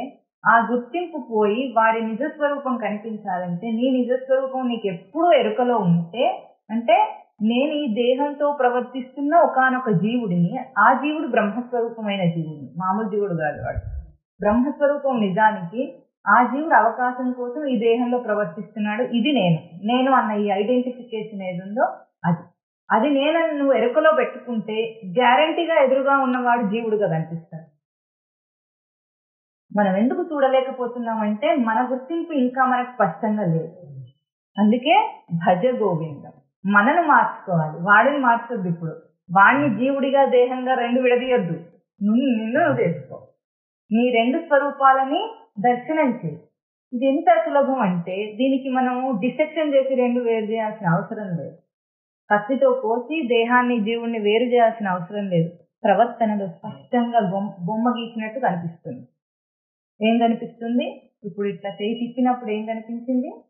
చేయి కనిపిస్తుంది, తిప్పడానికి ఒక చైతన్యం కనిపిస్తుంది. చైతన్యంతో తిప్పుతున్నానని కనిపిస్తుంది. ఆ చైతన్యమే నేను కదా. స్పష్టంగా రెండు కనిపిస్తున్నాయి మనకి. ఇదేం ఇంత దీనికి తీరికలేదు అనొద్దు. ఇది మర్చిపోయే విషయం ఏమైనా కాదు. మనం ప్రవర్తిస్తుంటే మన చైతన్యం మనకు తెలుస్తుంది. ఎందుకు? అంతఃస్ఫురణాది. బయటి నుండి వచ్చేది అయితే పవర్ సప్లై బయటి నుండి అయితే దానికి అబ్స్ట్రక్షన్, అంటే దానికి ఆటంకం కలుగుతుంది. ఇది లోపల స్ఫురణ, దీనికి ఆటంకం లేదు. ప్రతి క్షణము నీకు అర్థమవుతోంది నేను ఆలోచిస్తున్నా, మనసుతో ఆలోచిస్తున్నా. అంటే మనసు అభౌతికము, బయట పని వేరు. ఆలోచనను నేను లోపల చేసిన అంటే నేను అభౌతిక ఫీల్డ్లో ఉన్నాను, అభౌతిక పరిధిలో ఉన్నాను, బయట లేను నేను. ఇంత బాగా స్పష్టంగా అర్థమవుతుంది మనకి. ఇంత మాత్రపు చిన్న గుర్తింపుని నిలపటమే భజ.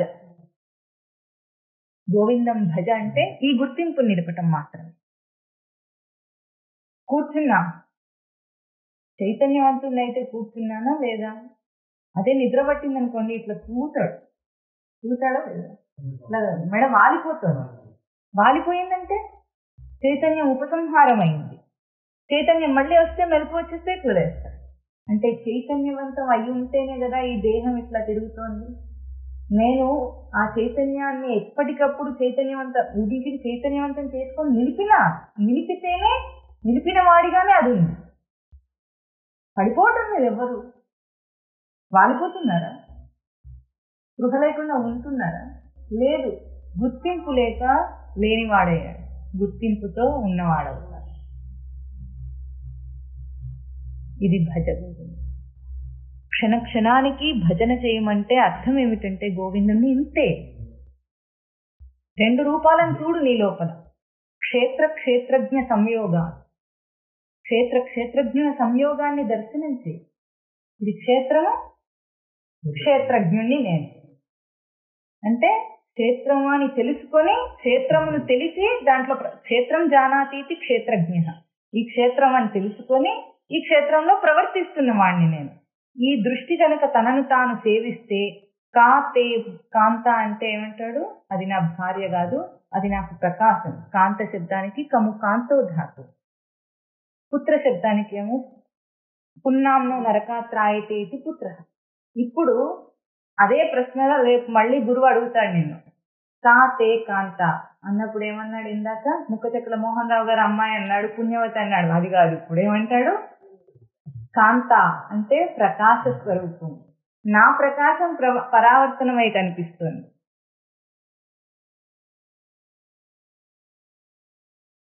నా భర్త అన్నాడు. ఇప్పుడు ఏమంటారు? నా ప్రకాశం పరావర్తనమై కనిపిస్తుంది. ఈసారి మళ్ళీ గురువు అడిగినప్పుడు మన సమాధానం ఏమిటి?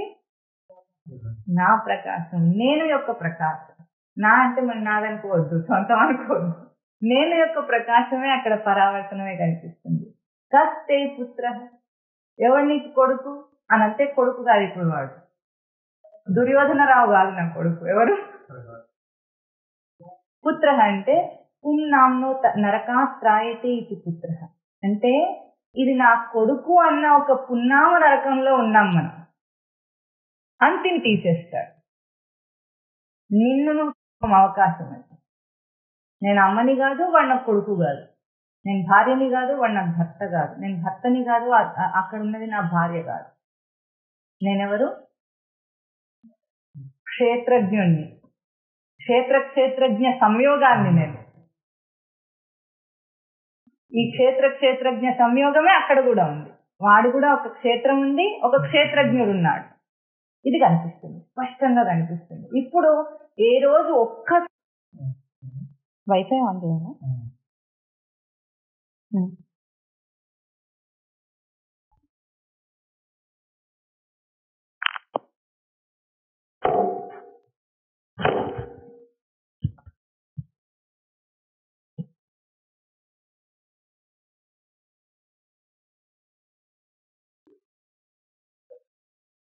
ఇప్పుడు కుత ఆయాస ఎక్కడి నుండి వచ్చింది అన్నాము. ఎక్కడి నుండి దానికి ఉన్నది ఉన్నది అదే రాకపోకలు లేనిదది, మార్పు చేర్పులు లేనిదది, పుట్టుక తావు లేనిదది. ఇప్పుడు ఇక్కడ ఏమంటున్నారు? తత్ ఇహ దానిని ఇక్కడ తత్వం చింతయ, తత్వమును చింతన చేయంటున్నారు. తత్వం రెండు రూపాలు. ఏది తత్వం అంటే తన రూపాన్ని ఇక్కడేమో నేను అన్న స్వరూపంలో అహం అని తెలుస్తుంది. అక్కడికి ఇచ్చేటప్పుడు అదేమైపోయింది? తత్తని దూరమైన స్వరూపం అయిపోయింది. అంటే ఇప్పుడు తన భావమే అయినా సరే బయటికి ఇచ్చేసేసరికి అదేమవుతుంది? అదొక బయట రూపం, విషయ రూపాన్ని తీసుకుంటుంది. తన ఆలోచననే, తన సంకల్పమే బయటికి ఇస్తే ఏమైంది? అదొక విషయ రూపాన్ని తీసుకుంటుంది. ఎట్లాగో తన స్వరూపమే పరావర్తనం చేసినప్పటికీ అక్కడ ఏమైంది? తనకి రెండో రూపం వచ్చి స్వం స్వరూపంగా కనిపిస్తుంది. తత్ అయింది, తనకంటే దూరంగా అయింది. ఇప్పుడు దాన్ని ఏం చేయమంటున్నాడు?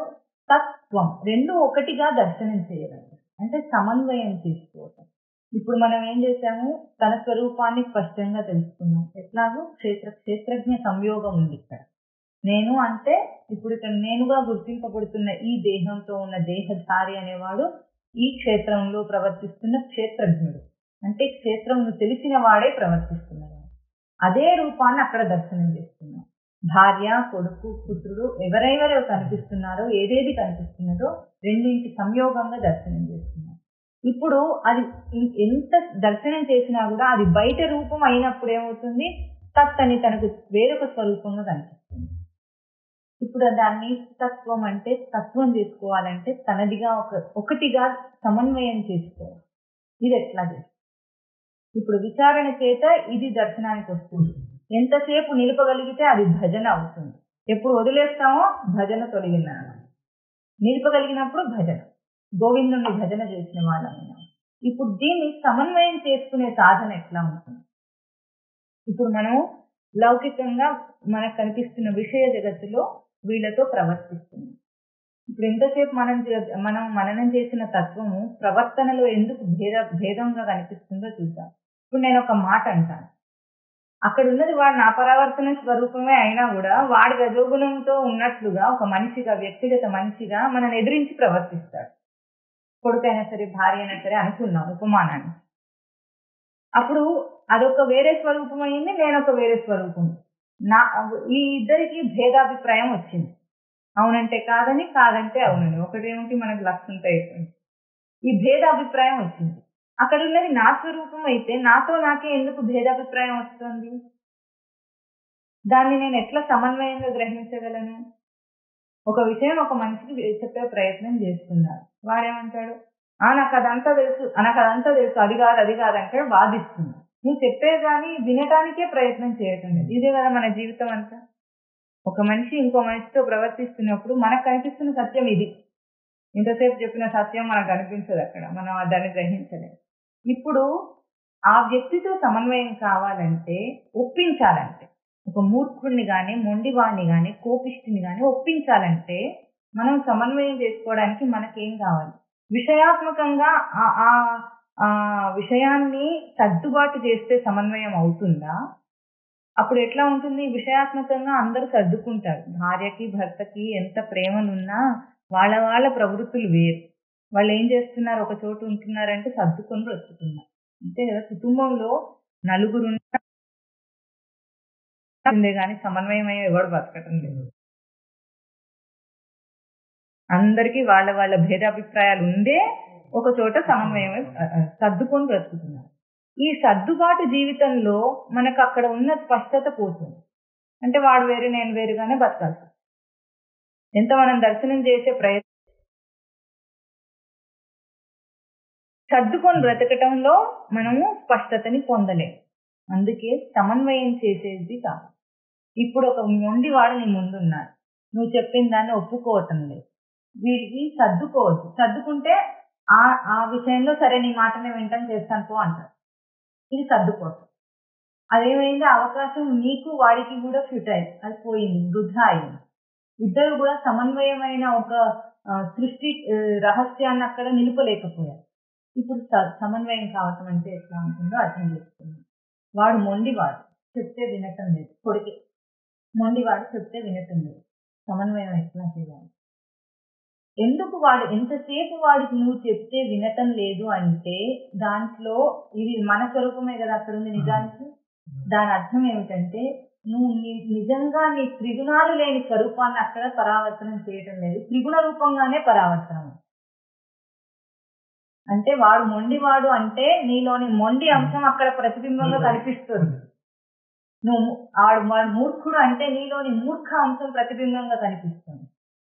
సమన్వయం చేయడానికి ఏం చేయాలి?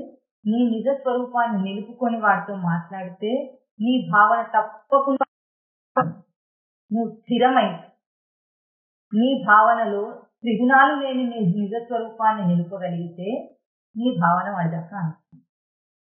వాడు సర్దుకొని సరే అన్నాడు, సమన్వయమై సరే అన్నాడు. ఎట్లా చెప్పాలి? వాడి స్వరూపాన్ని వాడికి అర్థం చేయండి. దృష్టిలో వీడే ఏం చెప్పాము మనం ఇక్కడ మననం చేసింది ఏమిటి? నేనే ఉన్నాను, నా స్వరూపమే ఇది. నీకు కూడా అదే సత్యం, మీరే ఉన్నారు, మీ స్వరూపాలే ఇవన్నీ, అది సత్యం. ఆ స్పష్టత వచ్చేటట్టు వాడితో మాట్లాడు.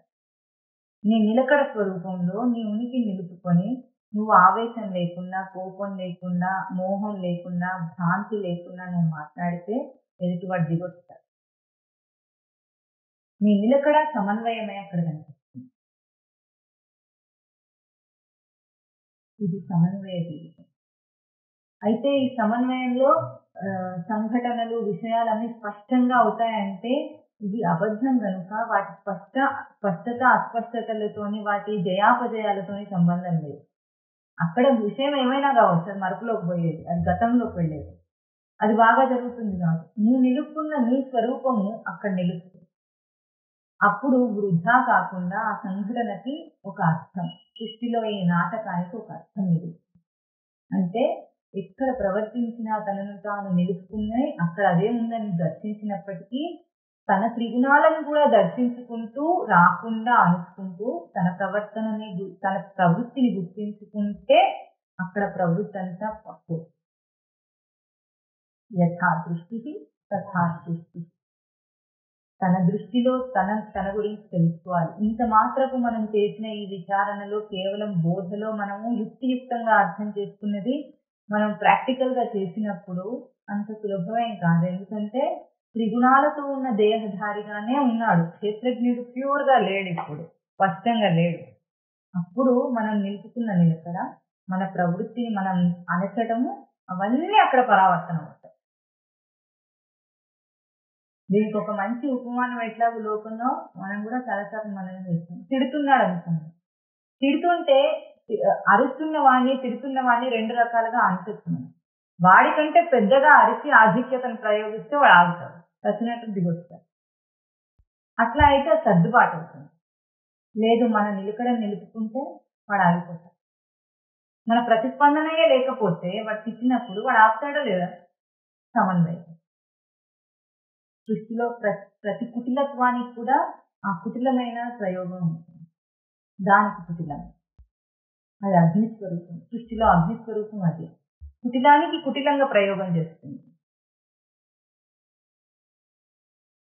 అరుస్తున్నాడు అరుస్తున్నాడు అరుస్తున్నాడు, నువ్వేమని అరుపు ఆగిపో. అయితే మనం ప్రతిసారి నిలుపుకోగలుగుతామా? మనం కూడా పెద్దగా అరిచే ప్రయత్నం చేస్తామా అంటే మనకున్న ప్రవృత్తి మనకు అక్కడ పరావర్తనం అవుతుంది. దాన్ని ప్రయోగాల్లో ఎన్నోసార్లు నిలుపుకుని దర్శనం చేసి, అభ్యాసం చేసి, విచారణలో నిలుపుకుంటూ ఉంటే అది కొన్నాటికి మనము మనతో సమన్వయమై ఒక సమాధి అంట. సమాధి అంటే అదే వికలం కాని ధారణగా మనం ఎప్పుడైతే మన స్వరూపాన్ని నిలుపుకుంటామో స్పష్టంగా అన్ని ఆగిపోతుంది. ఇప్పుడు మనకున్న మన స్థితులకు ఎట్లా కనిపిస్తుంది, లోకమంతా కుటిలంగా కుతంత్రంగా ఏంటో అల్లరి అల్లరిగా ఎట్లాగో ఉంది భ్రాంతిలో, అదే కనిపిస్తుంది. ఏ రోజైతే పూర్ణ సమన్వయం అవుతుందో ఆ జీవులు కూడా భ్రాంతి స్వరూపులు కాకుండా వాడు కూడా ఎదుర్కొన్న వాడికి కనిపిస్తుంది. చిన్న చిన్నగా ఎక్కి రావాల్సింది.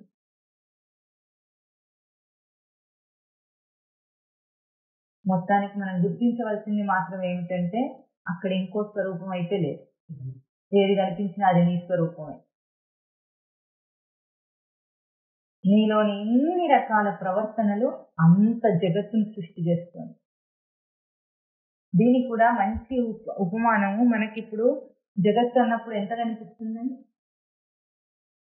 ప్రాంతీయంగా చూస్తే మన దేశం, మన ప్రాంతం, ఇన్ని దేశాలు, ప్రపంచంలో ఉన్న అన్ని దేశాలు కనిపిస్తుంది. అవన్నీ మన ఎరుకలో ప్రతినిత్యం ఉండవు. లోకంలో ఉన్న మనుషులందరూ మన ఎరుకలో ఎప్పుడు ఉండరు. మన ఎరుకలో ఎప్పుడు ఏముంటుంది? మనం ప్రవర్తించే మన విషయాలు పరిధి, మనం ఎంతగా ఉంటామో తిరుగుతామో. ఇప్పుడు ఉదాహరణకి మీ ఊర్లో టీవీ ఏది లేదనుకోండి, టీవీలు పెట్టరు అనుకోండి, మీ లోకం ఎంత కనిపిస్తుంది? లోకం ఇంట్లో ఉంటే మీకు ఇంటి వరకు కనిపిస్తుంది, బయటికి వెళ్తే కొద్దిగా కనిపిస్తుంది. ఇంతకంటే బయట జగత్తు ఉందా లేదా? అప్పుడు ఎట్లా ఉంది మీకు తెలియదు కదా. మీకు కనిపించకపోతే ఎట్లా ఉండదు? మీరు తెలుసుకొని ఉందంటే ఉంది, లేకపోతే ఇప్పుడు మనం ఇక్కడ కూర్చొని ఉన్నాం, బయట ఎంత జగత్తు ఉందో లేదో మనకేమైనా తెలుసా? ఉందని మనం ఊహించుకుంటాం అంతే. ఎందుకు? ఇదివరకు ఉన్న అనుమాన ప్రమాణం అది.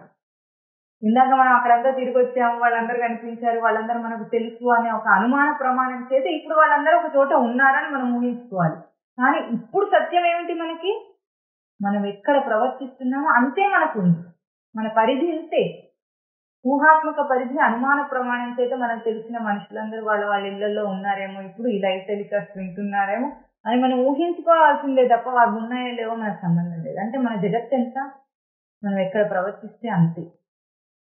ఈరోజు మనకి ఇంత జగత్తు కనిపించడానికి కూడా మనిషి యొక్క అతి తెలివి ప్రయోగమే దీనికి కారణం.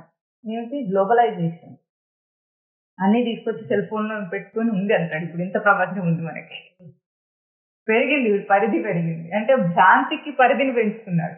భ్రాంతి అంటే ప్రకాశం, దాని ప్రకాశాన్ని దూరంగా విసిరి పారేసుకొని అంత ఉందంటాడు. ఇప్పుడు అంత లేని రోజు ఎట్లా ఉందండి లోకం? ఉందా లేదా?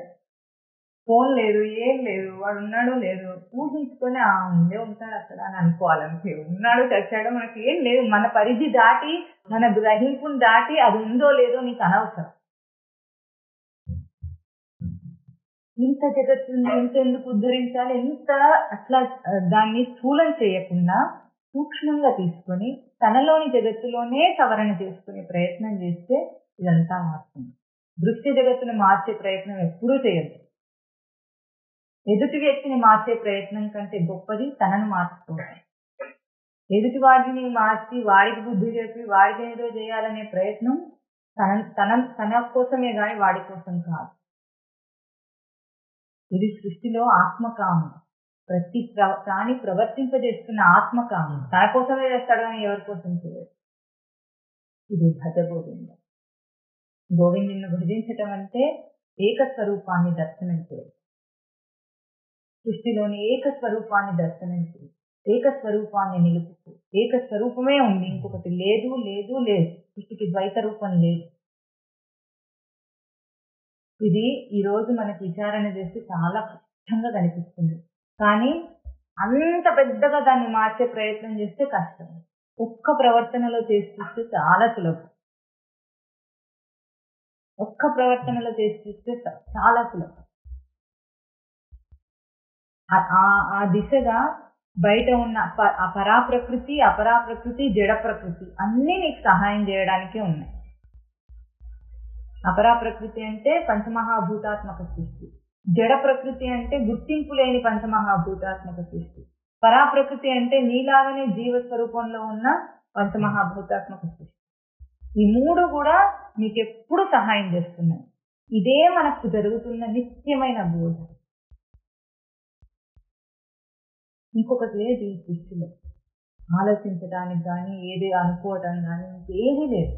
దీన్ని కేవలము విచారణ, అభ్యాసం. దీన్నే పురుష ప్రయత్నం అంటున్నాం. పురుష ప్రయత్నం లేకుండా లోకంలో ఏది సాధ్యం కాదు. పురుష ప్రయత్నమే ముక్తికి సోపానం. ఎప్పుడు గుర్తించావో నీ నిత్యముక్త స్వరూపం నీ ముందుంది. దాని ఎప్పుడు కట్టబడలేదు, అది ఎప్పుడు ముక్తురాలయ్యే ఉంది. బంధం లేనే లేదు. దాన్ని అనుకుంటే కట్టుబడిపోయింది. మళ్ళీ విడిపోవడం కూడా అనుకున్న వాళ్ళనే. తాడెప్పుడు లేనే లేదు. కట్టడం అనే ప్రాసెసే లేదు అక్కడ. మనం అందరం ముక్త స్వరూపులమే. ఇంకొకటి లేదు లేదు లేదు. ఇది గుర్తించి ప్రవర్తన. కష్టాలు సుఖాలు నీ ప్రవృత్తి ఊహా కల్పనలు అవన్నీ. నాకు ఆ ప్రవృత్తి, మనం ఎట్లా ఉంటామంటే కష్టపడటానికి చాలా ఇష్టంగా ఉంటాం. ఉంటామా లేదా? ఇప్పుడు ఇంత విన్న తర్వాత కూడా ఇంట్లో వెళ్ళి ప్రవర్తన చేసి ఏదో విషయాన్ని కల్పించుకొని కష్టపడటం అంటే ఇష్టంగా ప్రవర్తిస్తాం అక్కడ. ఎందుకంటే మన ప్రవృత్తి అది. హారర్ సినిమా నచ్చిన వాడి లాంటి ప్రవృత్తి మనది. భయంగా ఉన్నప్పుడు ఇంకా కావాలంటే ఏం చేస్తాడు? ఎవడు మాత్రం నిన్ను రక్షించగలడు? భయపడితే వచ్చేయి అంతే. సినిమా హాల్ నుంచి వచ్చేయి, అంతకంటే వేరే మార్గం ఉందా? మరి ఎందుకు? సంసారం భయం కష్టం అని తెలిసిన ప్రీతిగా అందులోనే ఉండాలి. వచ్చేయమంటే మళ్ళీ భౌతికంగా ఊహించుకోవద్దు. సంసారం సత్యమనే భ్రాంతి నుంచి వచ్చే. అంటే నువ్వు అక్కడ నుంచి మఠంలో ఉండమని కాదు దాని అర్థం. సత్యమనే భ్రాంతి నుండి బయటకు వచ్చే. మేలుకో. మేలుకుంటే కలబోయింది కదండి. పరమశివం వారు ఏం చెప్తారు? ఒక ఉపమానము. కలలోనట పెద్ద పులి వచ్చింది, నీ మీద దూకింది, నోరు పెట్టి నీ మెడ మీద కొరికేస్తుంది. అయ్య బాబోయ్ అని అరిచాడట. అరిస్తే లేస్తే అది కళ.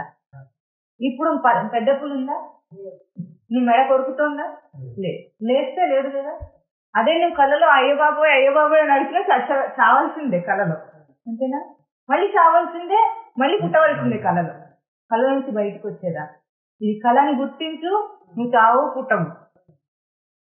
పుట్టుక చావు లేని పరమాత్మ ఎట్లాగో నువ్వంతే. చావాలనుకున్నా చావలేదు, పుట్టాలనుకున్నా పుట్టుకోలేదు. నీ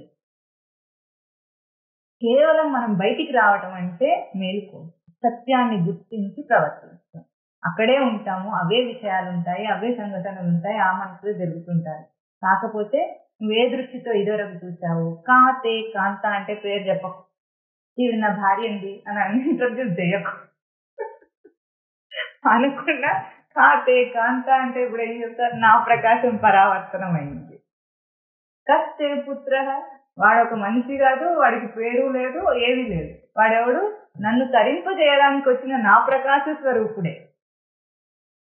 మళ్ళీ మనం భాషలో మాట్లాడితే డే డే అనాలి, వచ్చాడు పోయాడు అని అనాలి. కానీ ఇవంతా అవ్యవహార్యమైన తన స్వరూపానికి భాషలో చెప్తే వ్యవహార రూపం అవుతుంది.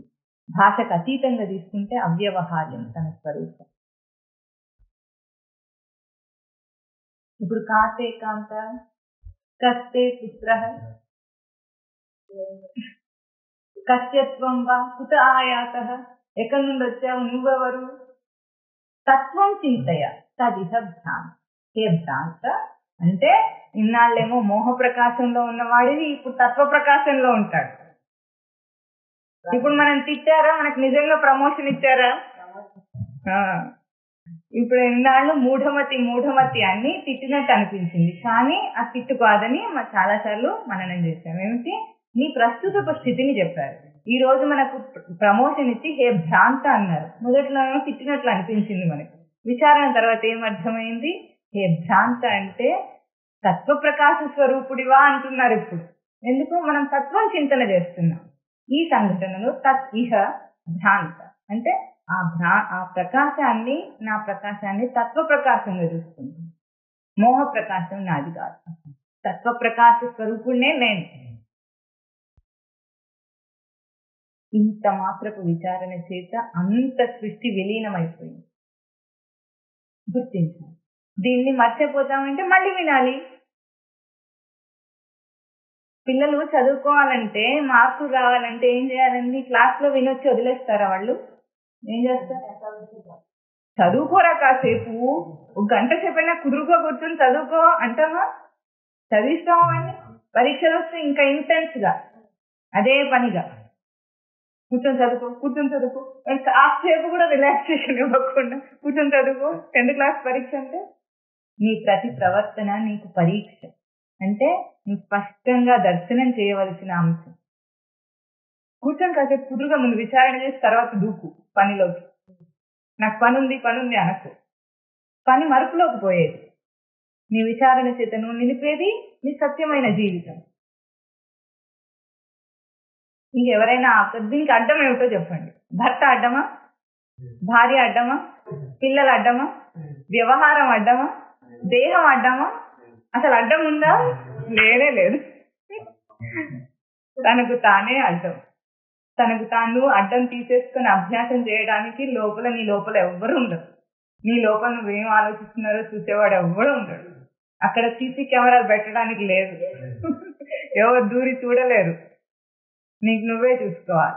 కాబట్టి అన్నిటికంటే ప్రైవసీ ఉన్నది. అన్నిటికంటే సులభమైంది ఏమిటి? విచారణ. సాధన కంటే సులభమైంది సృష్టిలో ఇంకోటి లేదు. మనమేమో అది కష్టం అనుకొని ఇన్నాళ్ళు భయపడి దానికి దగ్గరగా కూడా వెళ్ళటం లేదు. అదంటే ఏమిటో అనుకున్నారు.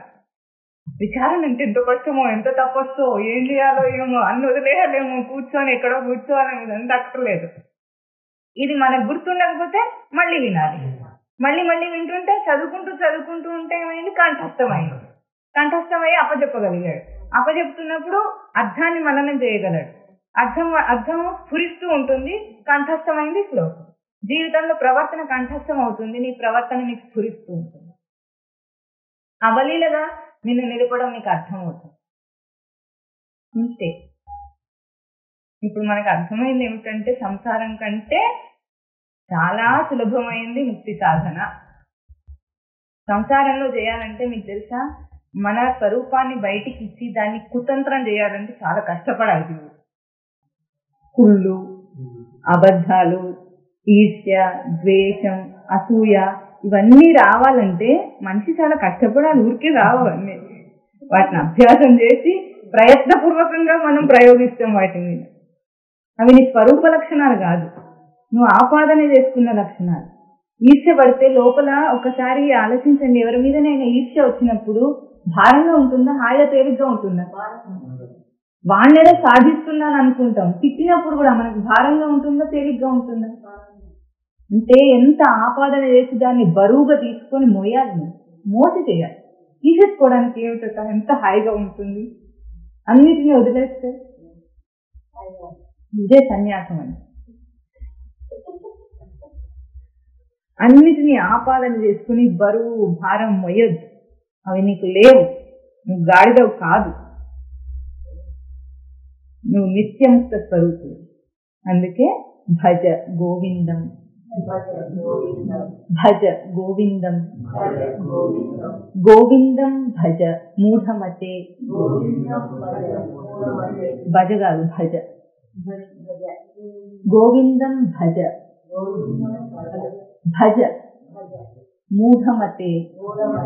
సంప్రాప్తే సన్నిహితే కాలే నహి నహి రక్షతి దుఃఖీకరణి. కాస్తే కాంతా కస్తే పుత్రః